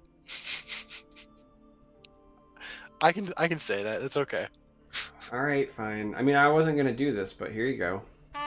Are you gonna reveal it on camera? Yeah. Dude, I think we're gonna get in trouble if you show that. You think so? All right, I'll take it down. Sorry, my bad. All right, yeah, but that's probably for the best. Shunara says, "What is the meaning of life?" The answer is 42. Actually, 42. Which art would you guys sex? I don't know which one looks like Justin the most. Yeah, I don't even know. I don't know how to answer that. I don't know, what's the name of the pig from Dark Brotherhood? Oh man, come on. Have you watched Black Mirror? Yeah, that's why I was thinking. I was like, well, okay. Clearly, I got to make a Black Mirror reference. I mean, don't you shame me. You're the one who runs the Animal Lover title. Not anymore. I did for a long time, yeah. But now I use the Ironmonger because of that thing with Iron Atronach. By the way, I don't know if you guys have seen it. I'll share the expansion's best new artwork. You guys might not have seen this. So let me share this with you in chat. This is the best artwork for the expansion. I mean, like, it looks so unbelievably lifelike that I don't even know what to say about this. Like, that looks like a real person sitting there. Yeah, like that's the Naryu one, right? Yeah. No. I'm just Yeah. ribbing you. I mean, I think that the fact that that art is being released is just some of the most impressive art stepping up that we have ever seen. This, I mean, it's incredible. Yeah, Redbeard, I agree. That's some epic art. Yeah. Hundig says, I'd sex Dagoth her. Okay. Where would you rate Dagoth her out of 10? As far as power level? It's a good question. 8? See, this is the difficulty about rating that card. The card itself is like a 9 or a 10, right? Like, if it didn't have the tricolor restriction, like, you would run that because it's Tazcad 2.0. It's amazing. But because of the tricolor restriction, it's hard to judge until you see the viability of tricolor. Yeah, I mean, in some respects, I think it's more powerful than any other 12 drop in the game. But like you said, our other 12 drops that see a lot of play are neutral cards, right? So it's impossible to say, really. Yeah, it might not have the best long-term value out of other 12 drops, but it certainly has the greatest impact when you play. Yeah. Right. Is slightly better.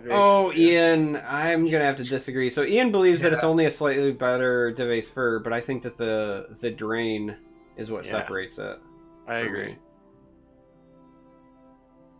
Because 12 Magicka is a big jump from like the 9 that Tazcad is, but at that point in my mind, you're jumping, like, you're going from a finisher to potentially a stabilizer, which is why I think that the drain is important. But it's the 75 card thing that makes the card hard to judge.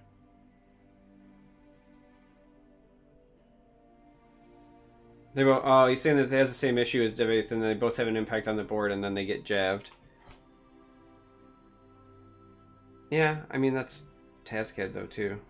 Just earlier. Yeah.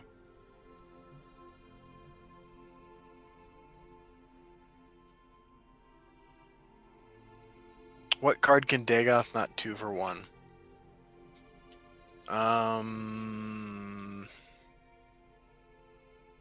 It gets a 1.5 for 1 against a Golden Saint. Assuming the opponent has a removal spell on their turn.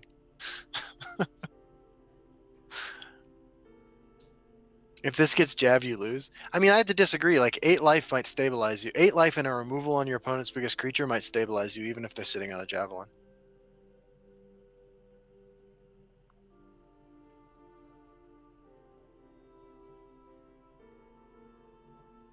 Adoring fan.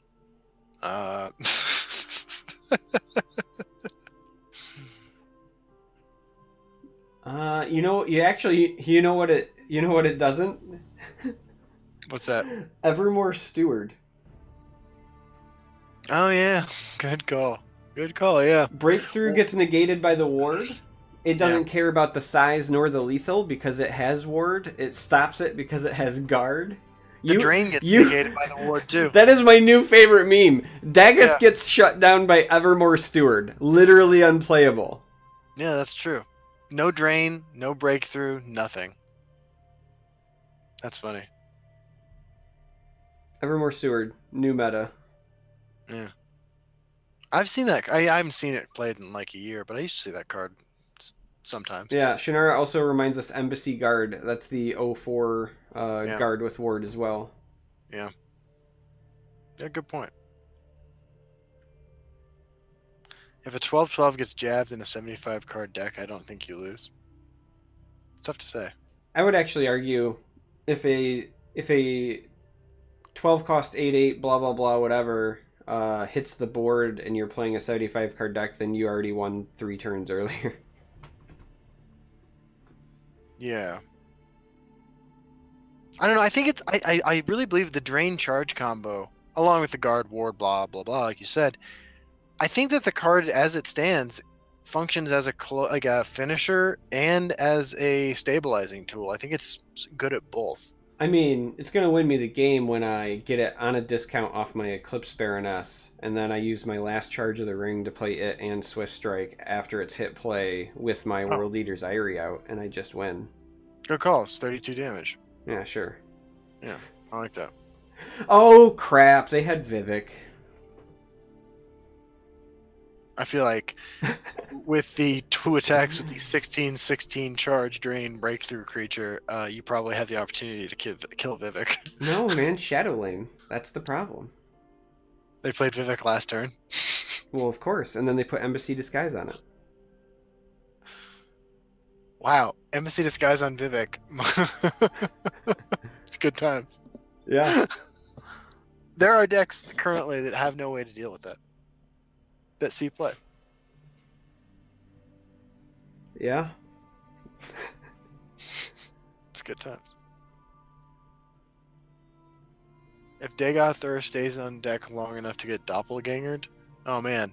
Doppelganger gave Dagoth Ur is my new goal. But that has to be a turn thing unless you somehow amassed 5 completed contracts in your hand. You can do that all day long, but I'm doppelganging my Vivec.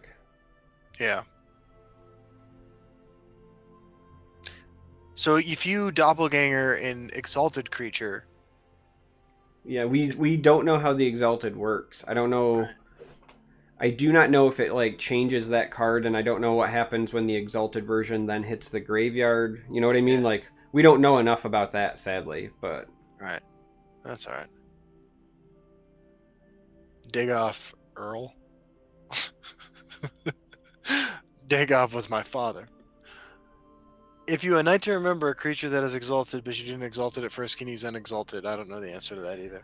I don't think that if you haven't exalted it and then when it comes back in, I don't think you can pay then because it's An interesting way to find out would be because you're not like playing the card at that point. Like here's the best way that I would say it's not treated that way with the what's the Ghost and Endurance that uses all your magicka. Yeah, that's a good point. Like that's in my mind the way it's going to function. It's going to trigger when you play it, and then it's just potentially that. But Dragon Cult Ghost. Did you tweet out the new card, by the way? I have not yet because I fucking forgot about it. Well, I got talking to you before we started. Oh yeah. I started to do it, and then I was like, "Oh, it's 10:30. We should probably start on time for once in our lives." I know. Man, we've been on point. We haven't talked about anything besides Legends tonight, and like you and I love Legends. We spend more time thinking about this game than most people, and like we still don't usually manage to make it 2 hours without digressing into some bullshit. I don't know. I mentioned Mueller and Artifact. I know, but man, that took less than 30 seconds today. Well, still. Like, this is fucking exciting. So how about that Infinity War trailer? Oh yeah, I saw that. That was pretty cool. I'm not gonna lie, I still haven't. The only Marvel movie I haven't seen so far is that new Thor movie, so I need to see that before I see the new Avengers. But it should be on like Showtime or some shit soon, right? I think it's gonna hit DVD soon, actually. Oh, I think I hit the mic. This new mic position's throwing me off. Hey, I was thinking about buying a real microphone, because like we were gonna make elf ears for my costume today, and like we realized I record everything with a headset on. Yeah. Like, and so we went to Walmart to try to find one, like that was sitting in front of me. They didn't have shit.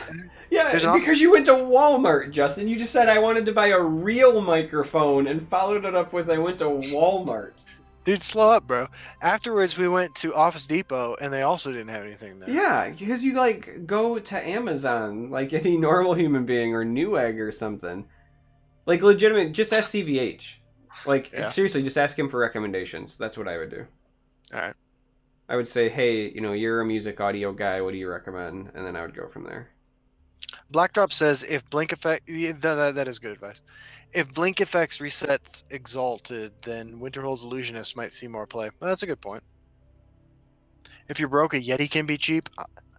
I don't know, man. I saw that footage. I don't know that was really a Yeti. I use a Yeti because I got it on sale on Amazon, but I will say this. They are kind of a pain to fine-tune, and they pick up everything. Like, I can hear a pin drop in my neighbor's house with this thing, I feel like. What's it cost? I think I picked mine up when it was like 70 or $80 during like a Black Friday sale or something. Bro, I think they're normally like $100. I spent $12 on this You headset. you can get the step down from a Yeti as a snowball, and those are also entirely fine for like quick easy setups, and I think those are like 40. But again, All like right. I would just say, CVH, here's my budget. What do you recommend? Because I would trust his audio knowledge, personally. All right. Fair enough. I'll check that out. I'll ask him. Charmer, you cannot lose the game, I believe, is part of the Exalt effect. I don't think that's not my reading of it. No, because it says if you control an exalted creature. And they said on the Bethesda stream today that an exalted creature is any creature you've played that effect for. In fact, I would almost dare say that Vivec's likely going to be not the only card that says if you have an exalted creature. Yeah, I agree. I think Like, Vivec would trigger his own ability because he would count himself. He would be an exalted creature on the board, but... Yes. How would I rate Vivec out of 10? So he's a little bit easier to judge than Dagothur.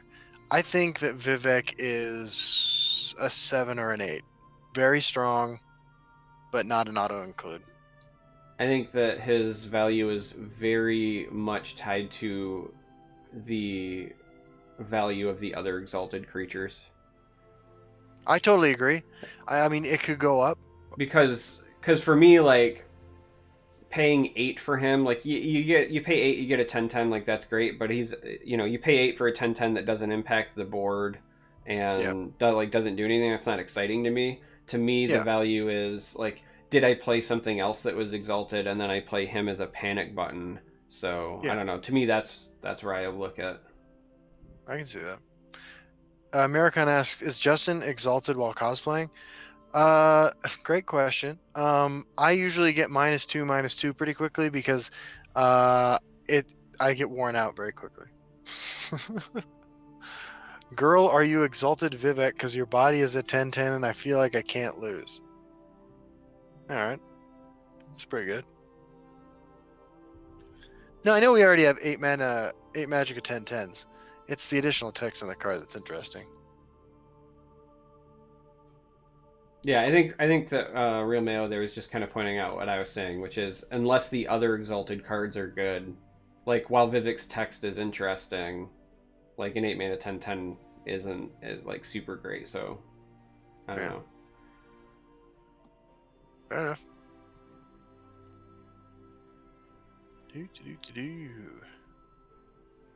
All right, we've been doing this for about 2 hours now. Does anybody have any final thoughts they want to share with us, or questions about anything? Or do you remember when Jerry Springer used to do final thoughts on his show? I do. As if like anybody was going there for like philosophical advice, you know? Yeah, like absolutely. I enjoy that he went the extra mile. Like you were gonna learn something. You were gonna get the moral of the story after an episode of Jerry Springer. I learned something today. Yeah. Archcannon is a weird card. Archcannon is a real powerful, flexible card. Still waiting for a way to make a card indestructible. Indestructible is a keyword that does not exist on any cards. We know it's a keyword because it was bugged into appearing on a card a long time ago. Final thoughts, don't pay hookers with checks. That's a good one. Does Justin use any beard oil? If not, would he consider endorsing a Nord beard oil? Yeah, I would endorse a beard oil. I do not. I do shampoo and condition my beard pretty much every day. Thieves' Den with monk class cards and strength cards that damage face seems good. Yes, it does. I've thought about that. Also, just Crusader's Assault in monk seems really good. Man, I haven't seen you two guys for over a year since beta release, basically. It's well over a year. We're almost up on 2 years. July will be when open beta hit of 2016. So July and end of July will be 2 years that this has been out of the NDA. Yeah, I've been playing this game for 22 months. Long afternoon. Have you ever shaved? I have. When was the last time I had no facial hair? It would have been the summer of 2014. Mine was sometime in 2015 was the last time. And my Yeah. wife unequivocally said no, no, no, don't ever do that again. Yeah.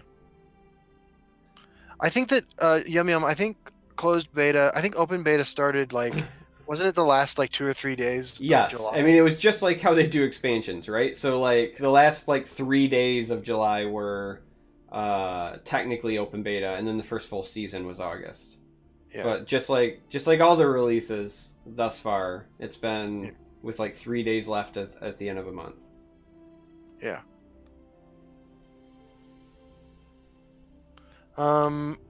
Some guy, 77 says, what tricolor deck would you play when this expansion comes out? I think earlier we talked about this a little bit. At this point, I want to play Dagoth Ur. But, new cards being revealed in the next couple weeks could change my opinion on that. Yeah, I mean, Telvanni. Yeah. Honestly, I was super on board with House Dagoth when we started the show before I talked to Charmer much. I've gotten more on board with the House Telvanni idea since we started talking. Yeah, I mean, I just want to be able to play Black Hand Messenger and Worm King's Agent in the same deck. Yeah. Because, they're bad. No, of course. Worm King's Agent. Like, why would you play that when you could play Bone Colossus?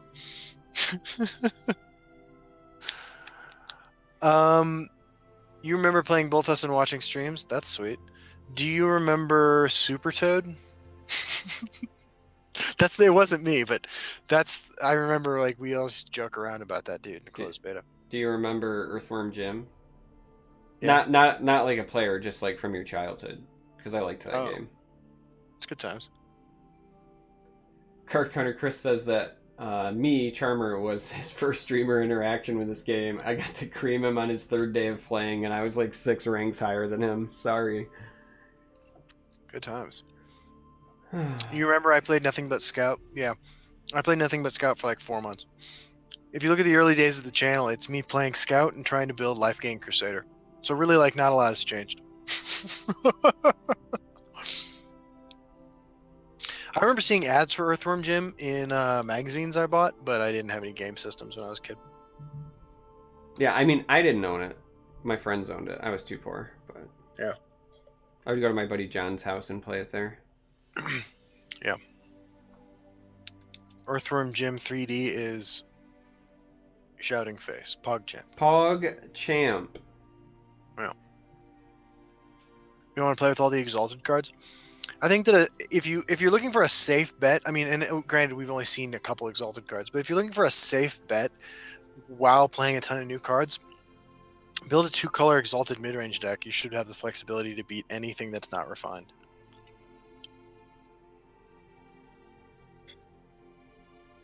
What was the name of the guy that played Merrick all the time before it became a deck people played? I can't remember. I don't know. I remember SLW used to play a lot of Merrick, but I don't know if that's who he's thinking of. That's the name I associate with it, too. Yeah. Yeah, I mean, that's... Like, somebody else may have done it before, but for me it was SLW. Yeah. Good times. Well, this was fun. This is exciting. Oh yeah, I will say, as we're closing out today, I'm gonna spam my own content real quick, in case you guys are curious what it looks like inside the houses of Morrowind. I recorded a little video with a dark elf who was kind enough to let Sandra and I go into his house. Who's this Justin guy putting links in my chat without permission? Ban coming. Oh, fuck. Can you ban? Oh, you probably can't ban me. I can ban whoever I want. I don't know how this works. I don't even remember becoming a mod. Oh. Anytime somebody says anything about a mod, I used to work with a guy named Ahmad. Like, so that's always what runs through my head. I'm like, Ahmad? And the funny thing about Ahmad was, like, he was notoriously, like, the worst worker ever. He would go out of his way to like do absolutely nothing, and if you started to try to call him on it, like he'd see you coming, so like he'd pick up his phone and just pretend to be like on a work call until you left. Oh yeah. Yeah, like That's that was a mod. He was a nice guy, but he just didn't work. No, I can respect stuff like that. I'll be honest, like even when I was at work this morning, I didn't get much done. Well, today is kind of an exception. Yeah. Last question of the night. Shunara asks, if there's one card we could unnerf, which card would it be? That's interesting. Do you think Crystal Tower Crafter is a safe unnerf? No, not in the least bit. I don't know, man. Maybe Healing Potion? There's plenty that I think are safe. They're not ones I would want. Like Slaughterfish Spawning, I think you could unnerf and that would be fine. Really? Yeah. Fuck Slaughterfish Spawning. Dude, there's like even more, so many more pings now, and like, I didn't even think it was that big of an issue before. Yeah. I wonder if Drain Vitality is enough of a safety valve against Slaughterfish. Yeah, I think there's a bunch of stuff. Yeah, if I could unnerf, for me, I think it would be Shield Breaker. Oh no, no way. Fuck that, dude. I feel like Thief of Dreams sounds safe in my head, but would actually just be the curve topper in super annoying Prophecy Mage decks if it was unnerfed. Yeah, somebody's saying like Manticora. I don't want to see an unnerfed Manticora. I don't want to see an unnerfed Belligerent Giant. Yeah. I don't want to see an unnerfed Tazcad. No. Free Nocrine. I don't want to see an unnerfed Nocrine. No. Not even a little bit. We've only seen Exalt 3 so far. Do we think we'll see any other costs for the Exalt ability? I would guess so, yes. I mean, here's what I would say. Why do you put the 3 if it's going to be a static?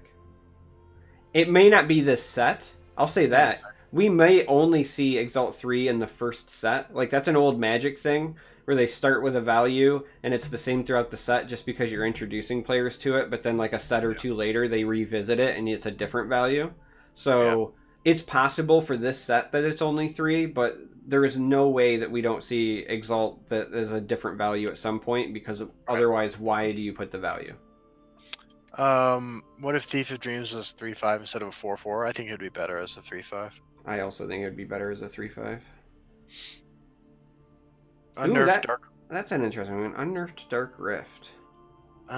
There's so much support removal in the meta right now that I think that would be a safe one. Yeah, it would be safe.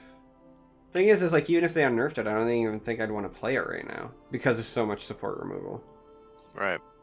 And the deck that it was really good in, well, I mean, like it was played in Merrick decks, right? But it was mostly in those fucking Battle Mage aggro decks. I was gonna say, like, it just goes into time to fight, and I'm like, all right, sure, I'll do this. I don't know. I feel like there's better things to do with your time in Magicka now. Yeah, Dark Rift has been changed actually several times. Soulrest Marshal, maybe? No, fuck that, dude. I got hit with Soulrest Marshal into something obnoxious just the other day, for the first time in like 9 months. And it triggered your PTSD?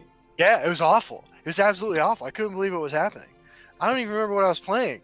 My head exploded. Like it was never again. Never again. So if I say burn and pillage, that's also bad? You know, I thought actually about burn and pillage for a second, but I would not want to change. Yeah, the problem with old burn and pillage was it defined the mid-range mirrors. It was literally like, can I play mine first? Then I just win. Because mid-range mirrors don't come back from having 0 board, and whoever played it first wiped the other person's board, so... Yeah. Skywatch Vindicator? I have no comment. Firebolt? Unnerf Firebolt? Nope. Nope. What? Two-Tree Shrieking Harpy? That one... It actually doesn't sound awful. Yeah, Shocking Lamasu's fair. Yeah, Shocking Lamasu would be alright. Old Supreme Atromancer? I'm gonna have to say no. What was nerfed to Firebolt?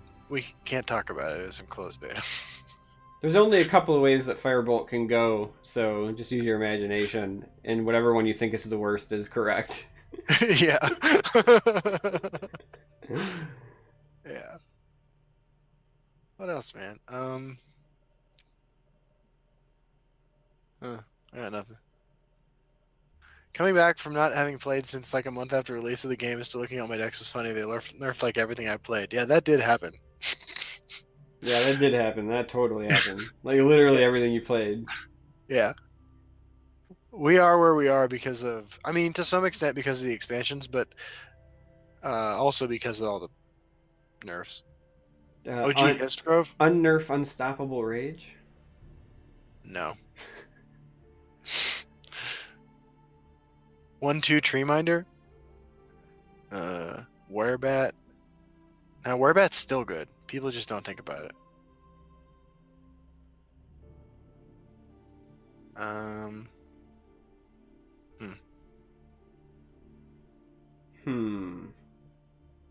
don't know. I mean, like, I think unnerfing Histgrove, I think changing to OG Histgrove would be a mistake. I think changing it to 3 Magicka might be okay, but I don't know. I don't miss all the Scout decks.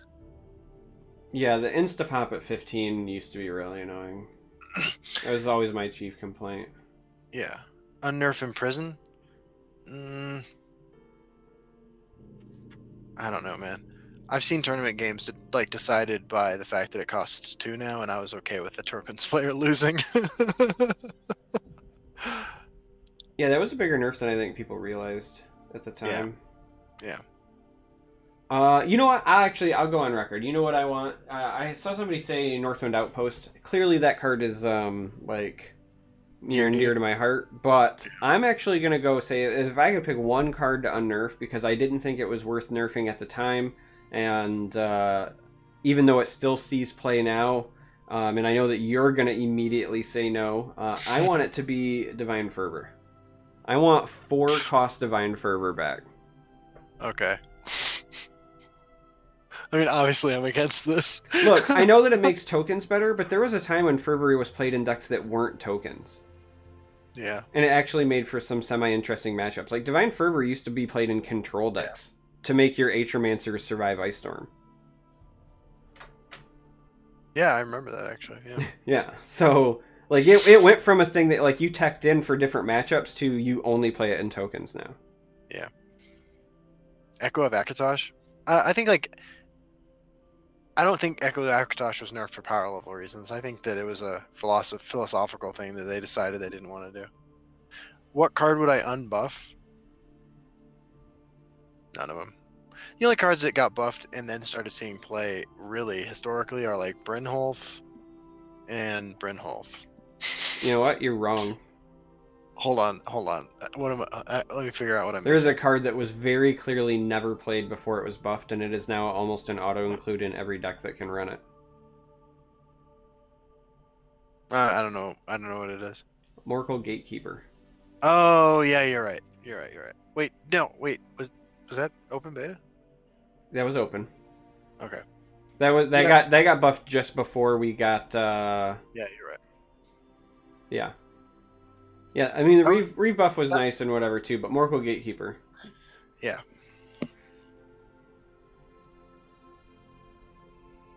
Yeah, Reeve was buffed. Reeve saw a little play. It was one of those cards that was pretty good, and then the minute that there were other things you could run in its spot that were marginally better, you started running those instead. Yeah. I mean, let's be honest, there was a time where, like, you didn't run Reeve because Lumbering Ogre was just strictly better every time. Yeah. Because is it worth... Good. I was going to say, just because if one dies to Lightning Bolt and one dies to Execute, you want the one that dies to Lightning Bolt because that 8 better removal, you know? Yeah. What cards in the current game state would you buff? I would make any changes until the patch comes with the new cards. Oh, Mayo might have hit it on the head. I want my 4/1 Schemers back, too. Nope. Well, I mean, I guess it's one of the it's less offensive than I mean, like I think less problematic than a lot of these other cards, but Well, I mean, I think it's easy to forget that that used to actually be played in mid-range decks. There was a time when yeah, Goblin Skulk actually didn't fetch curses; it fetched right. schemers. That is 100% true. Buff Marcanese to a 9 cost. Uh, I feel like it. I mean, that's a interesting idea. Would Marcanese be a finisher in unstoppable rage decks, like Rage number 5 and 6, or 4 and 5, if it costs 9?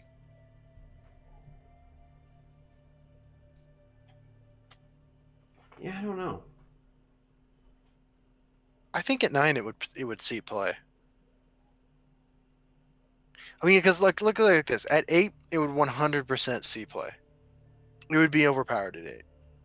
At 9, it's a 10-10. Like with an empty board, it's a 10-10 guard for 9, which is super over the curve, but also not necessarily playable. Like I I don't know mean, where.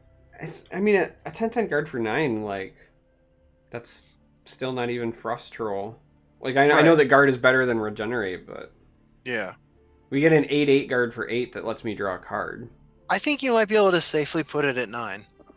That's an interesting one. Yeah, the only reason that I would like hesitate would be I would have to say to myself, okay, what 3 cost cards can I pair it with? So like what immediately jumped to my mind is if I can Markinez and then Swift Strike anything, that might be problematic. Yeah, or Marcanese and Dark Rebirth. Well, Dark Rebirth, it won't keep the buff. No, I mean if you put it on something else. Oh, I understand. Yeah. Right. Yeah. Dark Rebirth, the Markinez. Gotcha. Right. I mean, I mean that's a going to be 7 even better because that's going to double it twice. a 7 power creature swings for 28 if you Dark Rebirth your Marcanese. Yeah. 5 cost Blackworm Necromancer? No, I don't miss that at all. Make Healing Hands and Plead a Kinnereth move to debuffs? I would support that. You can already Knight to remember Marcanese? Yeah. Yeah, you can. I don't think that the fact you can combo with a 3-cost card is a reason not to put it down to 9. I think it's probably okay at 9. That's an interesting one. I had never considered that.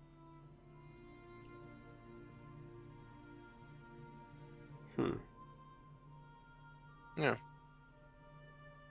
No, we can't have 2/2 Harpy back. That was so bad. Harpy is already an auto-include in every deck that runs blue, right? Yeah, pretty much. I Maybe not every, but it's pretty close. don't think there's any reason to make that card better. You want to see General Tullius get buffed? I don't know how you would change that card and have it look anything like it does right now with and make it stronger. Like I mean General Tullius. I would like to. I mean, the problem is whenever you do Buster nerfs, they like to do things that are very simple and elegant as opposed to recoding the card. So Right. like a full rework's out of the question. But I personally would have preferred if he said, like, if he was a 1/1, but then his summon was you summon the 2 creatures and then you give him +1/+1 for each creature on the board.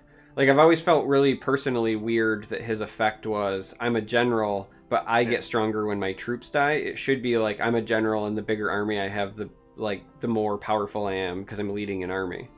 So I always felt like he should have been more like a Flesh Atronach that also summoned tokens than something that got bigger when they died. That makes sense. Zouse73 says Black Marsh Warden to 3/3.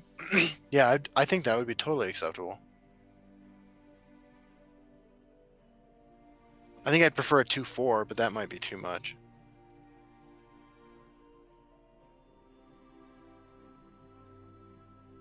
Huh. Look, I still think Black Marsh Warden is a reasonably powerful card that is countered by everything that people play. I think I ran into some of those semi recently. It's been a weird like 2 weeks of the ladder. I saw one a couple days ago too. It might have been the same guy. Naraziri says Parthenax to 1 mana. I think Parthenax to 1 mana is fine because I've only ever had Magicka, so that basically makes him unplayable. That's a good point. If you want to say Magicka, Parthenax to 1 Magicka is fine if all of the shouts that he creates cost 12. No, it's not. It's still not fine. Fuck that, dude. It's still not fun. Yeah. I remember Justin put Warden top legendaries. Yeah, I did. People ran a lot less removal back then. Well, I mean, it used to be a staple in Spellsword tokens, which was part of the big three during open beta. I mean, it was the third deck. Like, Control Mage was strictly better, Archer was strictly better, but in August, like, the close third was Spellsword tokens. Yeah. Emperor Titus Mead to 3. That might be too powerful. Yeah. Crushing Blow stopped seeing play because Crushing Blow is a safety valve against a bunch of broken cards. And all of those cards got nerfed in health. Like, Crushing Blow stopped seeing play because Kinsman no longer had 3 health, Werebat no longer had 3 health. Yeah. There was a number of cards that, like, just made Crushing Blow less needed, less relevant. Control Mage and Monk are dead. I think Support Mage is still a fine deck. How do I make Titus playable? You make him not unique.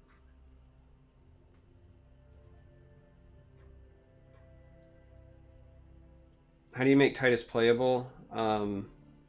Yeah. You create a card beyond East Empire Crafter that cares when you play guards. Because the biggest problem is like, he's already kind of playable. Like, you play him and then he triggers at end of turn, so you're always going to get at least 1 activation. But like, guard doesn't matter. There's a million ways to get around guard in this game. Guard is not a proactive play. It is not even really that good of a defensive play. So really, you need something that's going to trigger when you play a guard to get that extra value, to say, okay, I'm guaranteeing I'm going to get a trigger from X. Now, I don't know what X is, but I think that would be, like, if you had a good card, like, if you even had something as silly as, like, if you play a creature with guard, draw a card, right? Like, in Endurance, then yeah, Emperor Titus Mean becomes more than just a meme at that point. Yeah. You know what I'd love to see, man? I'd love to see a 2/2 guard creature in Spellsword colors that says summon, if you control another guard creature, draw a card.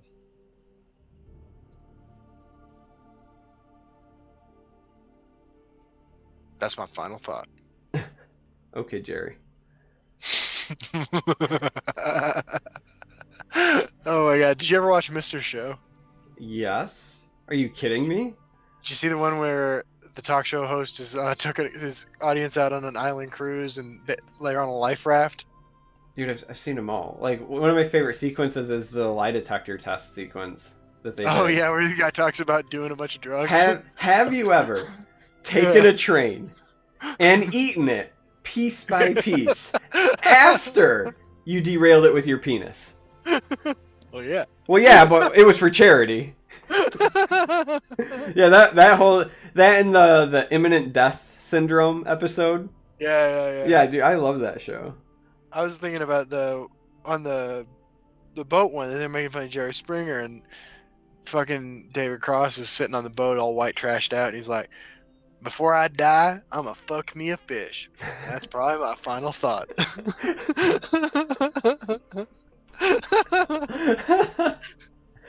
Yeah. Yep. Yeah, that show was something else. That was good. Yep. Yeah, hey Jellybean, what did I come into? You know. Yeah, we went off the rails. Derailing trains with our penis and fucking fish. Like, it's the end of the podcast. Yep. In fact, that might be the perfect time to say, thanks everybody, we'll see you on the ladder. See you on the ladder.